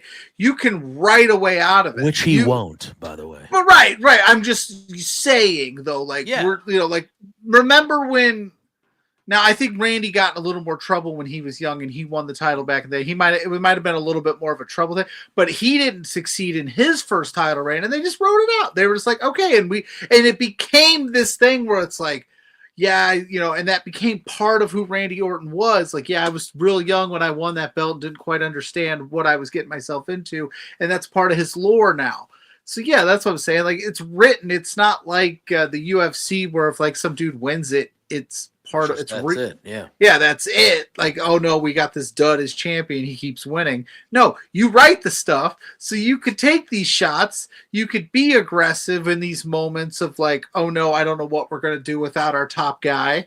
Let's build a new top guy and try it out for a few months. But they're so hell-bent on the stockholders, the money making.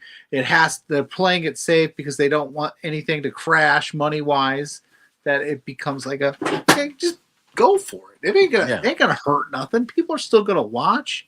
It's just, you got these two guys in the ring that just laid out your world champion, and it's like that. All right, this is the future of Raw. Is these two guys? Like, this is the guys. They're they're semi-young. Yeah, and then you're just like, nope, give me the title. Make you look like a bitch. All right, you're not gonna be in the you're not in the Battle Royal either. Make you look like even more of a bitch. And it's just like, I don't know. They should have come out when it was down to the final 3 or 4. They should have come out and laid everybody to waste, so there was no winner. And that's exactly what should have happened. And then they should wreak absolute havoc on Pierce's show until he caves. Correct. And you have a week to figure it out. And then next week, same shit. And then the go-home week to Saturday night's main event, Pierce has no choice but to put Braun Breaker in that match with Punk. And then you put the belt on fucking Braun Breaker. Yeah. If it doesn't work, put it on Punk a month from now. Who gives a shit? Doesn't matter. Oh, my God. They should be absolute menaces right now. It's right there for you, man. Remember when the Bloodline when they introduced Solo Sikoa and Paul Heyman was always kind of afraid of Solo and couldn't quite get a handle on what Solo was up to. Yeah. That's how Braun Breaker because Paul Heyman doesn't manage young guys anymore. He should be like, I don't even know how to control these guys. But yet he's like, listen to me and I'll make it all work. And it's like, okay, but I want you to be like, I can't control. I don't know what Braun Breaker's going to do. He's an absolute wild card. I don't know who, Bronson Reed. I don't know what's going to happen in that locker room now that you guys, but they that's neither here nor there. That's why we're here and we don't have the pen. Although you can apply. You can apply for a writing job at WWE. I don't know if I would love it. You're pretty close enough. You can make. Yeah, I can take the drive down. Yeah, I'll take the drive down. I'll work every day. I'd be in that. They would start saying stuff, and I would just be like, "This is the dumbest shit." And they'd be like, "What?" And I'd be like, "That's all I want to be. I want to be. What would that be? A consultant, really?" Like they would be. How long do you think that would last? I'd be fired an hour in. I was going to say they'd be at the round table going through their ideas, and I'd just be sitting there going, "Stupid, stupid." And they'd be like, what? I go, well, what about this? What about that? This and that. Come on. They're like, you gotta go, dude. And they'd be like, you got to get the fuck out of here. I'd be like, all right, fine. That's great. You want me to take notes? What do you want me to do? But anyway. They'd be like, listen, we have a contract with you, so go sweep the hallway. Unbelievable. I would. I don't know. Whatever, dude. All right. Halloween Havoc. Saturday night. Yes. Where's this happening? Where's this taking place? I think it's in. Is it in Florida? No, Arizona. Prescott. Oh, it's a hot city. I knew that. First of all, I assumed this was in Phoenix. Yeah. This is in Prescott Valley, Arizona. I am 40 years old. I have never fucking heard of that place before in my life. Yeah. Prescott Valley, Arizona. Dang. Since when has anything ever gone there ever? Anyway.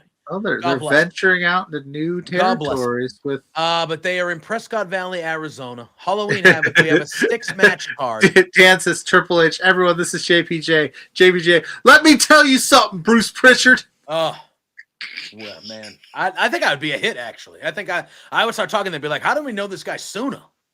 Well, listen, like, I know. I dare you to just fill out the resume. Just apply. Yeah, they'll look at me and they'll be like, "Let's see. We need a writer. We hire Hollywood movie writers. What does this guy do? Oh, he's worked in the coffee industry for 12 years. Yeah, this is our guy. Shoot your shot, dude. That's great content." Then they look at like all our stuff. They're like, "Oh, look at this," and it's just me shitting on WWE like 60% of the time. And they're like, "Oh yeah, totally should bring this guy up." 100%. This is the guy we need. This is the guy we need. Dude, fill it out. I will. Okay. I will. Next week, we're going to see if you got a reply. I won't. Yeah, I'll get the email immediately that says, thanks for applying. We've decided to go other ways. We appreciate you and good luck in your your job hunt. Thanks. That'll be the email that all of us have seen far too. Fernando has a strong, good feeling about. Yeah, I think it's going to be a good show. We got 6 matches on the card now. Coming in, there is a little bit of a negative. Sol Ruka got injured on SmackDown on Friday. Her and Zarya were in a tag team title match against Charlotte and Alexa Bliss. And obviously, if you watched on Tuesday, it seems to be a pretty serious knee injury. She's going to be out for a while. She was very emotional. Can you help me make sense of that, by the way? So Zarya is defending the North American Championship on the behalf of Sol Ruka. Yeah. So she didn't relinquish said belt that I'm aware of, unless I wasn't paying close She was enough. Going to, but then. So if Zarya beats Blake Monroe, Sol still, she won't. But if she did, now this is the logic stuff. Sol's still the champion. Zarya's just gonna defend that thing for 6 months or a year, however long the injury is. I mean, I don't know how long she's gonna be out for, but that was a pretty gnarly looking knee. For sure. That's So. Unfortunate because she was definitely one of those. I think she was somebody that was like main event, like main roster. Yeah, they were just trying to figure out a way to make her get her there. Yeah, the reaction she was getting when she would show up on SmackDown, I was like, "This, she's gonna be up now." There. Obviously, Blake Monroe, I think without a doubt, is winning it. Yeah, because then it's a good way to get the title off of Sol, and then you have the Zarya Sol breakup interaction coming sooner than later, or whenever Sol leaves, she comes back. They have that built in. Or do you have Zarya retain this title for Sol for a little bit, and then when Sol comes back, Zarya goes heel and goes, "I've been defending exactly." Yeah, like Scott just said, like I've been defending this shit for you. Yeah, and that leads to Zarya because. I was under the impression, obviously, if the injury didn't happen, at some point, I feel like Zarya is going to be a mega heel down there in NXT. Like, I think that's what she's going to be. And I think her turning on Sol Ruka was going to be the thing that got her there. Now, obviously, Sol, I don't know how long she's going to be out for. I don't know if it's been a reporter. I haven't read much about it. All I know is it looked like a significant knee injury. Yeah, if they haven't announced a relinquishment of any kind, then there's probably hope that maybe it's just a short-term thing. But I do think Blake Monroe is going to win. I think it would. She lost the match to Jordan Grace at the last PLE. Now she's going to lose this match. Blake Monroe is somebody you brought in. Everybody knows who she is. Like, you brought her in to be a top person in this division. I think her losing again and losing this early, this much would not be good. Yeah. So I think Blake Monroe is going to win it on Saturday. It's fair. Listen, again, this is another one of those things, and NXT is a little different. And Sean books a little bit differently down there, so maybe it'll be different. But like, this is another example where I understand that she's been in a tag team with Sol Ruca, and I like their tag team, but they've been kind of sitting on Zarya. She hasn't done really much since she's been there. Like, they've been sitting on her. And now it's like, okay, well, Sol's out now. Can we start to invest in Zarya? Because I think she's the real deal too. So, like, can we start to do more stuff with her than just have her be like a side, like a tag team partner? Really? Like, now's an opportunity for Zarya, for you to really lean in on Zarya. That they put her in this spot with Blake Monroe. Yeah, she's going to fucking lose. Yeah. Okay. Fine, but like, something better come out of it. Like, when, give me Zarya getting angry, or give me something more with Zarya, because like I said, while I do like the pairing and the tag team, and I like the vignettes and the funny stuff they do on socials and stuff like that, I feel like for the most part, they've been underutilizing Zarya and NXT. So now's your opportunity where something bad happened. It stinks, but now you have an opportunity to raise up Zarya and make her a main level person on your show. So when Sol comes back, you can do some cool shit if you want to. I just hope that they actually do it, because they don't do it on the main roster at all. Yeah, I think they would do it down there, but yeah, poor Zarya. I don't know. That's interesting. I mean, Zarya holding it for a little while would be. I just don't know how you then have Blake lose it. Unless somebody was going to come out and attack Blake. But who? Or exactly, like the Jordan Grace stuff is over with. Yeah. So you're not going to run that back. There's nobody out. So that's the only thing where it's like, no, Blake's going to win it, because it just feels like Blake's going to win it. But I also do, like, if they really wanted to get creative, this is why I should apply for that job. But if they really wanted to get creative, and let's just say Sol isn't out for 4 or 5, 6 months, like it's only like even a month or two, couple months, I would have Zarya actually defend it and succeed in defending it for her. And then Sol comes back, and Sol's kind of like, all right, hey, thanks. And Zarya's like, fuck you. Well, and, they've been leaning, they've been leaning that way. Like, Sol's been kind of like, not underappreciating Zarya, but it's trending that way, where that would be, and then maybe even have Sol, because that's the thing too that we don't see. NXT is super famous for when they're about to call you up, right? They give you that heel run too. Yeah, so Sol hasn't had quite that heel run in NXT. That could be a way where maybe Sol turns on Zarya for a hot minute, and there's ways to do it. That's interesting. I just, at the end of the day, I think it's Blake. But I do like the idea of Sol coming back and being like, give me my title back. And Zarya's like, nah, dog. This is my shit now. Yeah. So we have Javon Evans and Leon Slater teaming up again. And they are taking on, you want to fucking, I couldn't believe one. I had to read this like 3 separate times. Mr. Iguana, who we love, and La Parka. The La Parka. The La Parka. Yeah. Yeah, when I saw that, I went, huh? I saw that, and I was like, wait a minute. I was like, La Parka. I thought I was seeing things. I've had a really crazy week, and I was like, is this real? You might be going to see Super Crazy on Saturday night, potentially. Yeah, Super Crazy. Coming back, Super Crazy. What the hell is going? Where's Juventud Guerrera at? Dude, maybe he'll show up and say, Super Crazy's wrestling in my hometown this weekend. Where's La Parka? I remember that. Where's La Parka, man? Let me tell you, when I had WCW versus NWO Revenge, for the N64, which I loved that game. I made La Parka in like the story mode. La Parka was my world champion for like a year and a half. I fucking loved La Parka. Nice. Loved him. That's why I saw that. I was like, that's La Parka. So he's on the show. And Mr. Iguana, always a good time. This obviously is. I don't know how this match came to. I don't know how this match. They just showed up on Tuesday and then just challenged him. Really. Yeah. So I mean, that's essentially where it's at. I think the only thing I could see happening, I think it's Javon and Slater's to win. Of course. Are we getting to, unless Dark State gets involved again, which. No, they're doing something else. That doesn't mean they won't get involved.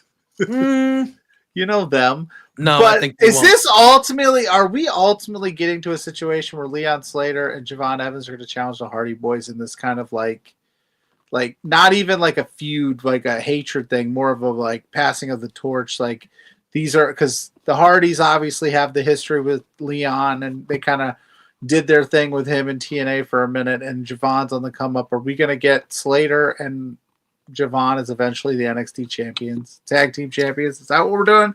Because why else are they tagging? Just because they're cool? Like, yeah.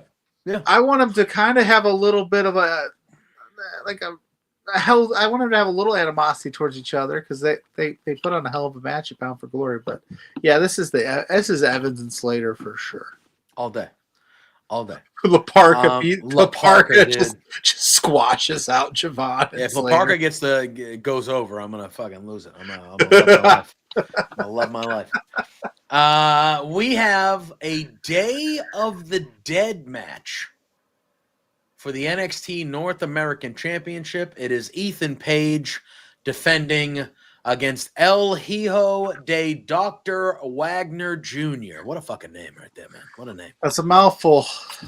So Day of the Dead match. I don't know if that means it's just like a street fight and they're going to have like Day of the Dead things out there, like the makeup and like, weapons and. Well, the last Day of the Dead match I remember. Oh, they had Rosa and Thunder Rosa and it was AEW. So I'm trying to remember back on what was in that. But yeah, it'll be that kind of theme. You'll have the street fight, spooky aspect to it. Obviously, Ethan Page is winning. Yeah, I would agree.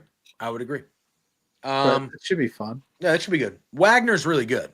Yeah, he's super good. But yeah, Ethan Page is retaining. I don't think. Am I crazy? Do you miss Chelsea Green? Yeah, being a part of that thing. Like I missed great that when they did that. I don't know why that stopped or what's going on. They're not even using Chelsea. I mean, well, they're using Chelsea Green, but like they're not. That's what I'm saying. Yeah, you know what I'm saying. I miss that. I miss that. I will tell you what. I love this shit, Pluggo. And on Tuesday night, we saw a vignette with the Hardys, and they went into the lake of reincarnation, and they came out. You would love this shit. Oh, I love it. I ate it up. I don't care. Judge me all you want. I love this I'm not I love some goofy shit too. This shit. But Broken Matt Hardy, Brother Nero. Oh man. We are having a Broken Rules match for the NXT Tag Team Championship. It is the Broken Hardys defending against Dark State. So 2 of the 4 gentlemen and Dark State. I thought if this was going to be a regular match, I actually thought Dark State were going to win the titles back. But now that this is a Broken Rules match, what I think is happening on the Hardy compound, I believe. Yeah, but can't all 4 members of Dark State just get involved then? I would assume. So in theory, they should be able to. No, if it's on the Hardy compound with the No, for sure. But in theory, you got Senor Benjamin over there. You got the dilapidated boat. There's gonna be a bunch of shit going on over there, man. I mean, it is Halloween Havoc. When I saw like they were just cutting their promo, and I'm like, oh, that's nice. And then I saw the Lake of Reincarnation. I was like, don't you do it. And then they walked in. And I was like, oh my god, they're doing it. I was like, they're doing it. And they came out, and when he was Broken Matt Hardy, and when Brother Nero, I was like, I'm like, so many people are gonna be this is fucking corny. I'm like, nah, man, whatever, dude. Oh, it's gonna be corny, but it's gonna be so good. I don't care. I don't care at all. Sometimes the corniest stuff in wrestling is like the best. The best. I think people forget this is professional wrestling. It's not, it's not real life, guys. It's gonna be so good. It's gonna be so good. I can't wait for it. Disbelief. Yeah. So I'm picking the Hardys. Okay. Yeah. No, I can't disagree there because, like I just said, I think the ultimate match is the Slater Evans combo for the Hardys. I think they'll get a tag match out of the deal. Yeah. So, and Dark State to me doesn't do anything for me. To be honest. Yeah, except ruin good times. Yeah, they break my heart when I'm in attendance, but other than that, they don't really do anything for me that I don't know. I mean, if some people are into it, cool, but I'm not one of them. Yeah. Look, I get it. It's a good spot for 4 young guys to like get, Sure. I think part of the problem is we, as in like all of us, I think when this group was starting, we did what wrestling fans do.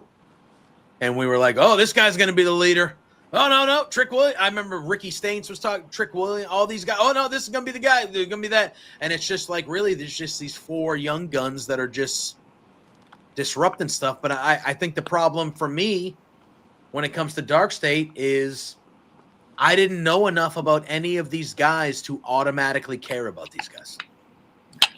And they're all, and I get it, it's supposed to be sporadic and all over the place. Like, it's not supposed to be by design, but I need a little bit more of a reason why you're, like, why did you bust up Javon and Leon Slater at Bound for Glory? I know Hardy said on Tuesday, the Tuesday after, that they were trying to get under their skin, which still didn't really connect the dots for me. Wouldn't you just ruin the Hardys and Dudleys match? Right. Wouldn't you come out in that match? Which, again, if you came out in that match, then you're real pieces of shit, because that was that was the final table moment. But yeah, I don't know. They're just kind of all over the place, and I'm like, it's an easy, right now, the way it's constructed, it's an easy, cheap way out of whatever you're booking, where you can just go, oh, we'll just have Dark State busted up because that's what Dark State does. I just need a little bit, like, remember when Retribution, and I hate to make the comparison, but when Mustafa Ali joined it, we were like, okay, shit, here's some direction, some reasoning behind some of these things. That's what I kind of think I need with Dark State. I don't know if they need a leader per se. I think the 4 of them are fine. Whoever the main talker is of the 4 that you want to make him, start making some sense out of it. Yeah. Well, we just do what we want to do because we're Dark State, baby. Okay. Yeah. Listen. Well, you guys have YOLO, no, as the kids say. Yeah, YOLO, my guy. Do you? But right now, you're messing up my banger of the year. Yeah, that was, what a moment, what a match that was to be there in attendance and watch that shit. That was just, my God.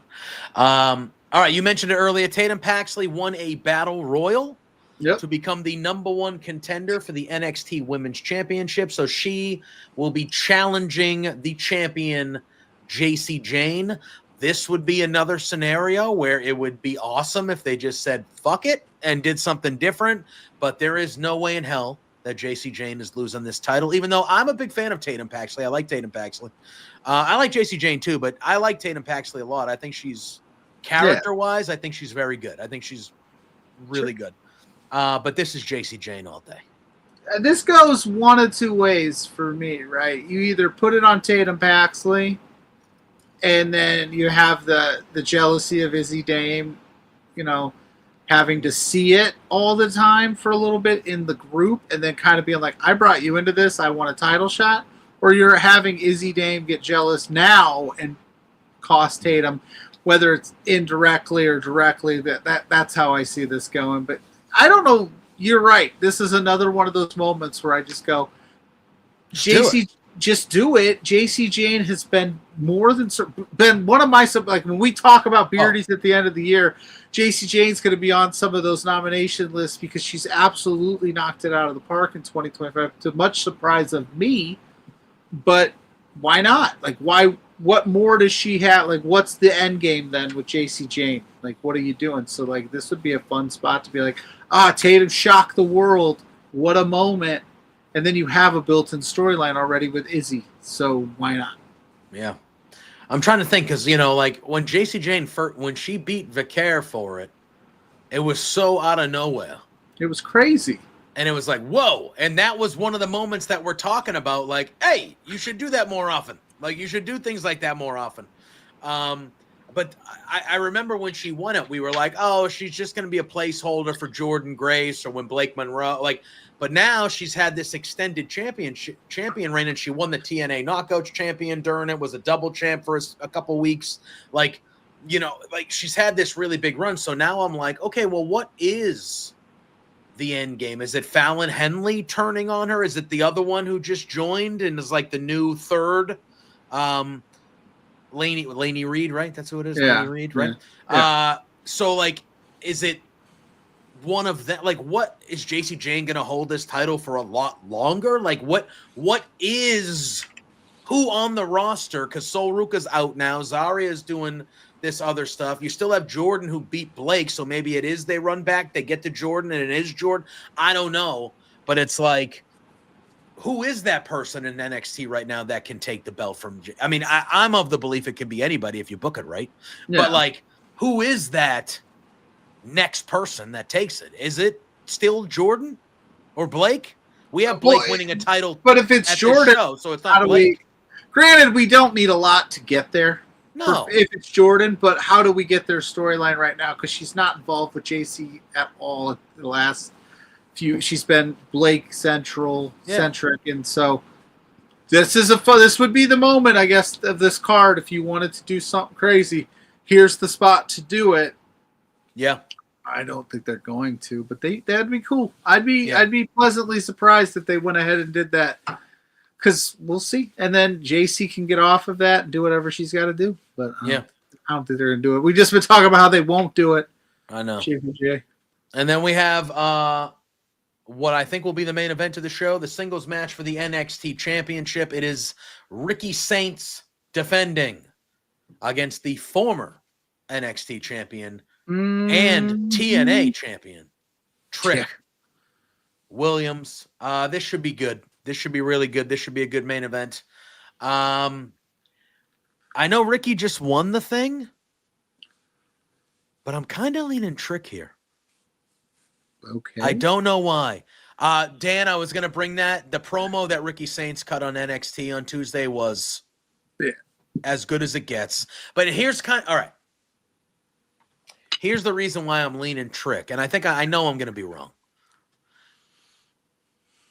I see Ricky Saints cut that promo on Tuesday, and I go, he should be cutting that promo on Mondays or Fridays. You know what I mean? Not saying, and I think Trick is of that level. Trick could easily, I think both of these guys could be on the main, but I see that promo and I go, all right, he won the NXT title. They gave him that belt. That's cool. He should be, I would have no problem with Trick beating him here, and then he's on the main roster in 2 weeks. Yeah. Because I'm sorry, that level of promo and the way he cut that promo on Tuesday, I don't know how anyone in that company doesn't watch that and go, this guy is a main roster guy right now. Like right now. And he will be a star and he will grow. Like, you know? Yeah. And again, when we talk about younger guys, fresh faces, Ricky Saints on the main roster, that's a fresh face. You just throw him in the mix. Immediately. I posted about it after I saw it on Wednesday, and I said, every time Ricky Saints knocks it out of the park in NXT, the IWC brings up how Tony Khan fumbled that bag with Ricky Saints. And I said, I'm not saying that, but it's not helping him beat those allegations for sure. It was a great promo. It was almost to the point, to your point, where I started the Trick side of it started to lean into it. Was Ricky was really emotional about it. Trick was cool as a cucumber, and that's where you slip up in storyline. Of course, like if you're too invested emotionally, you're not thinking clearly. Trick could swoop in and win it, but I think Ricky's keeping it because we just talked about the logjam that they have in the main roster. I think Ricky's going to be down there for a little while longer. I think Trick is closer to out the door than Ricky would be, but I think both of them would be great up there. I just think, man, I don't know. That promo was spectacular, and most likely Ricky will win this match. But but he killed it. He crushed it. Then he sent off our boy Nahashi with that really heartfelt. Yeah, that was nice too. Yeah, that was nice too. I saw that video of him going over, and they kind of called out Najee and said, "Hey, yeah." I mean, I think this should be a really good card. I really do. I think, the tag match with Javon and Leon will be really a lot of fun. You have a couple good stipulation matches with the Day of the Dead and the Broken Rules. I think Ethan Page and Wagner is going to be really good. I think Zarya and Blake. I think Zarya is going to have. This is really Is this the highest profiled one-on-one match that Zarya has had since she's been in NXT? One-on-one match, yeah, probably. Right? Yeah, possibly. Yeah, because I feel like she might have something to prove. Yeah, because she's done some one-on-one matches on PLEs, but nothing to this caliber. And on top of the fact that she's defending it for Sol Ruca, her, Blake goes, we get it. You guys love each other. We get it. Yeah, until Zarya knocks your fucking head off. Yeah, then there's going to be some extra layers of emotion into that match. But I think it's going to be a good showing either way that they do it. 100%. I think that's going to be really strong. I think JC and Tatum is going to be good too. I just feel like every one of these matches is going to be good for what they are. I feel like it's going to be a solid show. It's Halloween themed, so I'm sure there'll be some kooky and corny shit and in between and all that fun stuff. I miss the good old days of Halloween Havoc when Shotzi would like host it and they'd have like spin your wheels and all that goofy stuff, but they're not doing that. But yeah. So it should be a good show. It should be. Yeah, Scott said she faced Blake a couple weeks ago, but yeah, we're talking. Yeah, but this is like for the time. This is in a PLE. This is a little bit, but she's good. Involved. She's super good. There is some intrigue here on how they play this with Soul. If Soul's out, I guess it depends on. And again, I don't know if a report has come out or not, but I guess it depends on how long Sol Ruca is actually going to be out. Because if it's a bad knee injury, but where it's you go in there and repair everything, you're going to be out for a while. But if it's a month, sprain 6 weeks. or just a meniscus or just something like that, and it's 6 weeks, 8 weeks, like you could have some fun if you want to be smart about it. You can have some fun. I don't know what the next NXT pay-per-view is slated to be. I'm sure they'll do something. I think that's Deadline. I think they announced. Oh, okay. Deadline. So yeah, if she's out till Deadline, then you can skate by for a few weeks. But again, I just don't know about them doing that, having Blake lose again in that. Yeah, moment, because they got to pull the trigger on her too. Yeah, but we'll see. I mean, they had Ricky lose for a while. They had Jordan. Jordan still hasn't captured that title. True. So it's not out of the realm of possibilities that they keep it on Zarya. I think that they held court with Jordan and them for a while because they weren't sure how long she was going to be there, because there was rumors a while ago that she was going to end up in the main roster anyway. Yeah. But they haven't done that yet, so who knows? But yeah, December 6th, you could probably last until December 6th, Scott, if Soul's okay enough to go. But exactly, if it's any further than that, put her in the Royal Rumble, put her on the main roster. I agree. No. I agree. Oh, Mrs. Pluggo made it the end of the show. Hi, honey. I hope she's feeling okay. She had surgery today. The boys are upstairs taking care of her right now while I'm down here talking to you. Good. They should be whining and dining her. They are. Taking care of her. Well, yeah. Anything else we missed? I don't think so. Mustafa Ali is going to be a free agent. That's thing. Every major wrestling company in the world should offer that guy. I wonder how he's going to approach his free agency this go around. Because last time I thought he crushed it last time. Well, yeah, because he did the independent run where he had the summer of Mustafa and did everything that he wanted to do. Then he linked up with TNA and he was still able to do indies, but obviously I don't know if he just goes right into whatever contract, if TNA offers him the right contract, if he stays there. AEW, that was on the table last time. He didn't scoop him up. He didn't go there last time. WWE, maybe they re-sign him. Why wouldn't they? He's been doing great stuff. But again, I don't know if he wants to go back based on how it ended. And I know that it was still in the Triple H era when he left. So I don't know if it wasn't. Who knows? I never say never in 2025 in wrestling. What are your thoughts about the WWE planning to have AI writers for wrestling storylines? That's not true. So but if they are, listen, I have my feelings on AI. I understand why it is the wave of the future, man. No. It's not great. I'm not saying hey, let's use AI for everything under the sun and take the human element out of things, but it is becoming how a lot of these businesses and a lot of these companies and a lot of these how they're. I mean, AI artists are getting billions of streams on fucking Spotify right now. Like it's just the wave. And like my thing is when it comes. So a report came out by Sean on Fightful that said, hey, just a clarification, they're not going to be using AI to write the actual stories. They're going to be using AI as almost like a reference or a reference to things as opposed to like actually writing the stories, if that makes sense. Yeah. Listen, I have my opinions on AI. I don't think it's good. Do I think some of it is useful? Yes. But I think for the most part, it is very bad, especially on the level when it comes to like art and creativity and things of that nature. You are taking jobs away from people and things of that nature. Like, I think there is a very slippery slope, and I think there are no regulations on it when things should be regulated, because I can't tell you how many I feel like we might already be there, but I feel like we're almost at a point now where you watch any video online and in the back of your head, you're like, is that fucking real or not? Is that AI or is that real? Oh my God, dude. I fall for it all the time on TikTok. I'll be scrolling up and like, wait a minute. Oh wait. Okay. That's definitely an AI video. Yeah. No, for sure. And that's not good. That's not good. No, it's definitely not good, but it's one of those, it is the wave of the future. That's where we're heading. Yes. I'm not saying you need we're to. just going to pay the computer to do everything, so we don't have to pay the humans.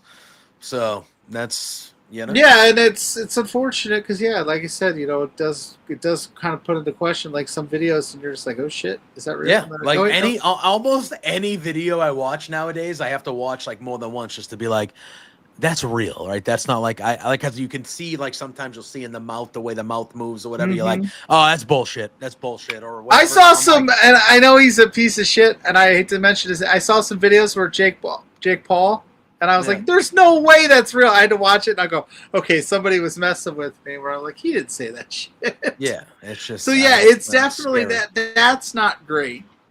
Yeah, but there's it can probably be scary.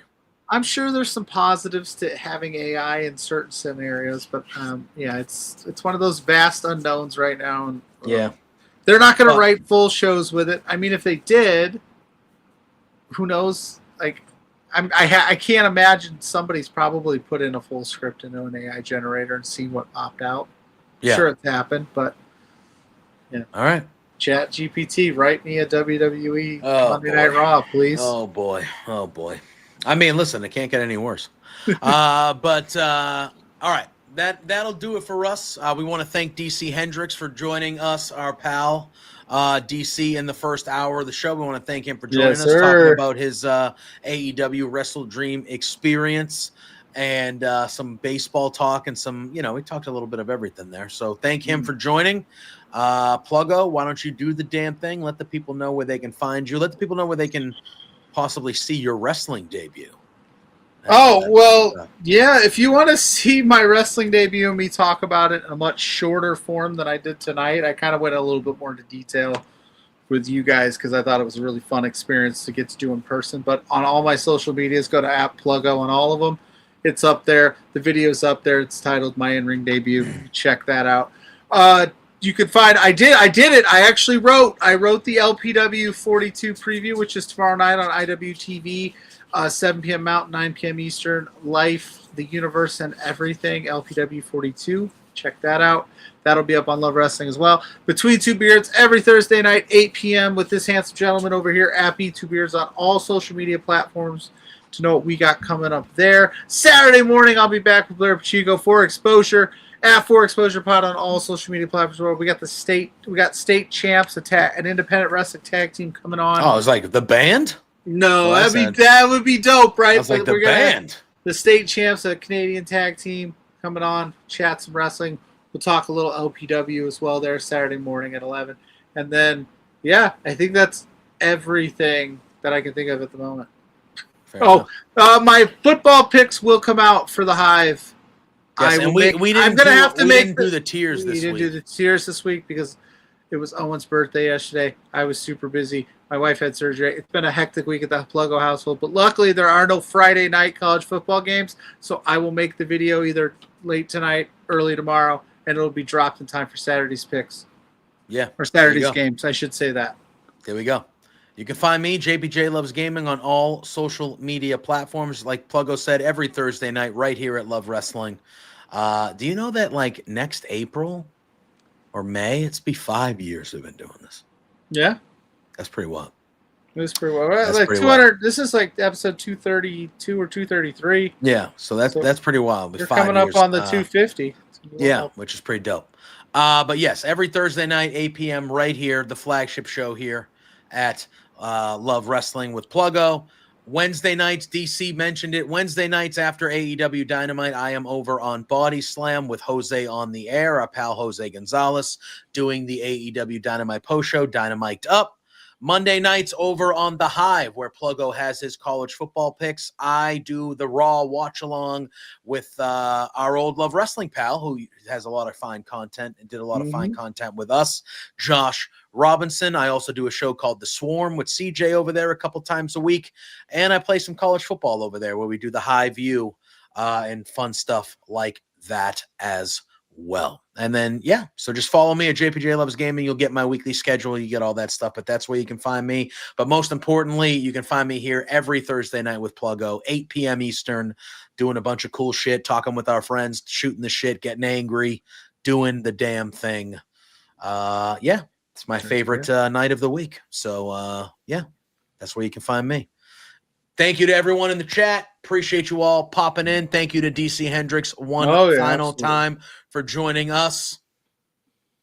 You guys know the drill, man. Say hi to Sue.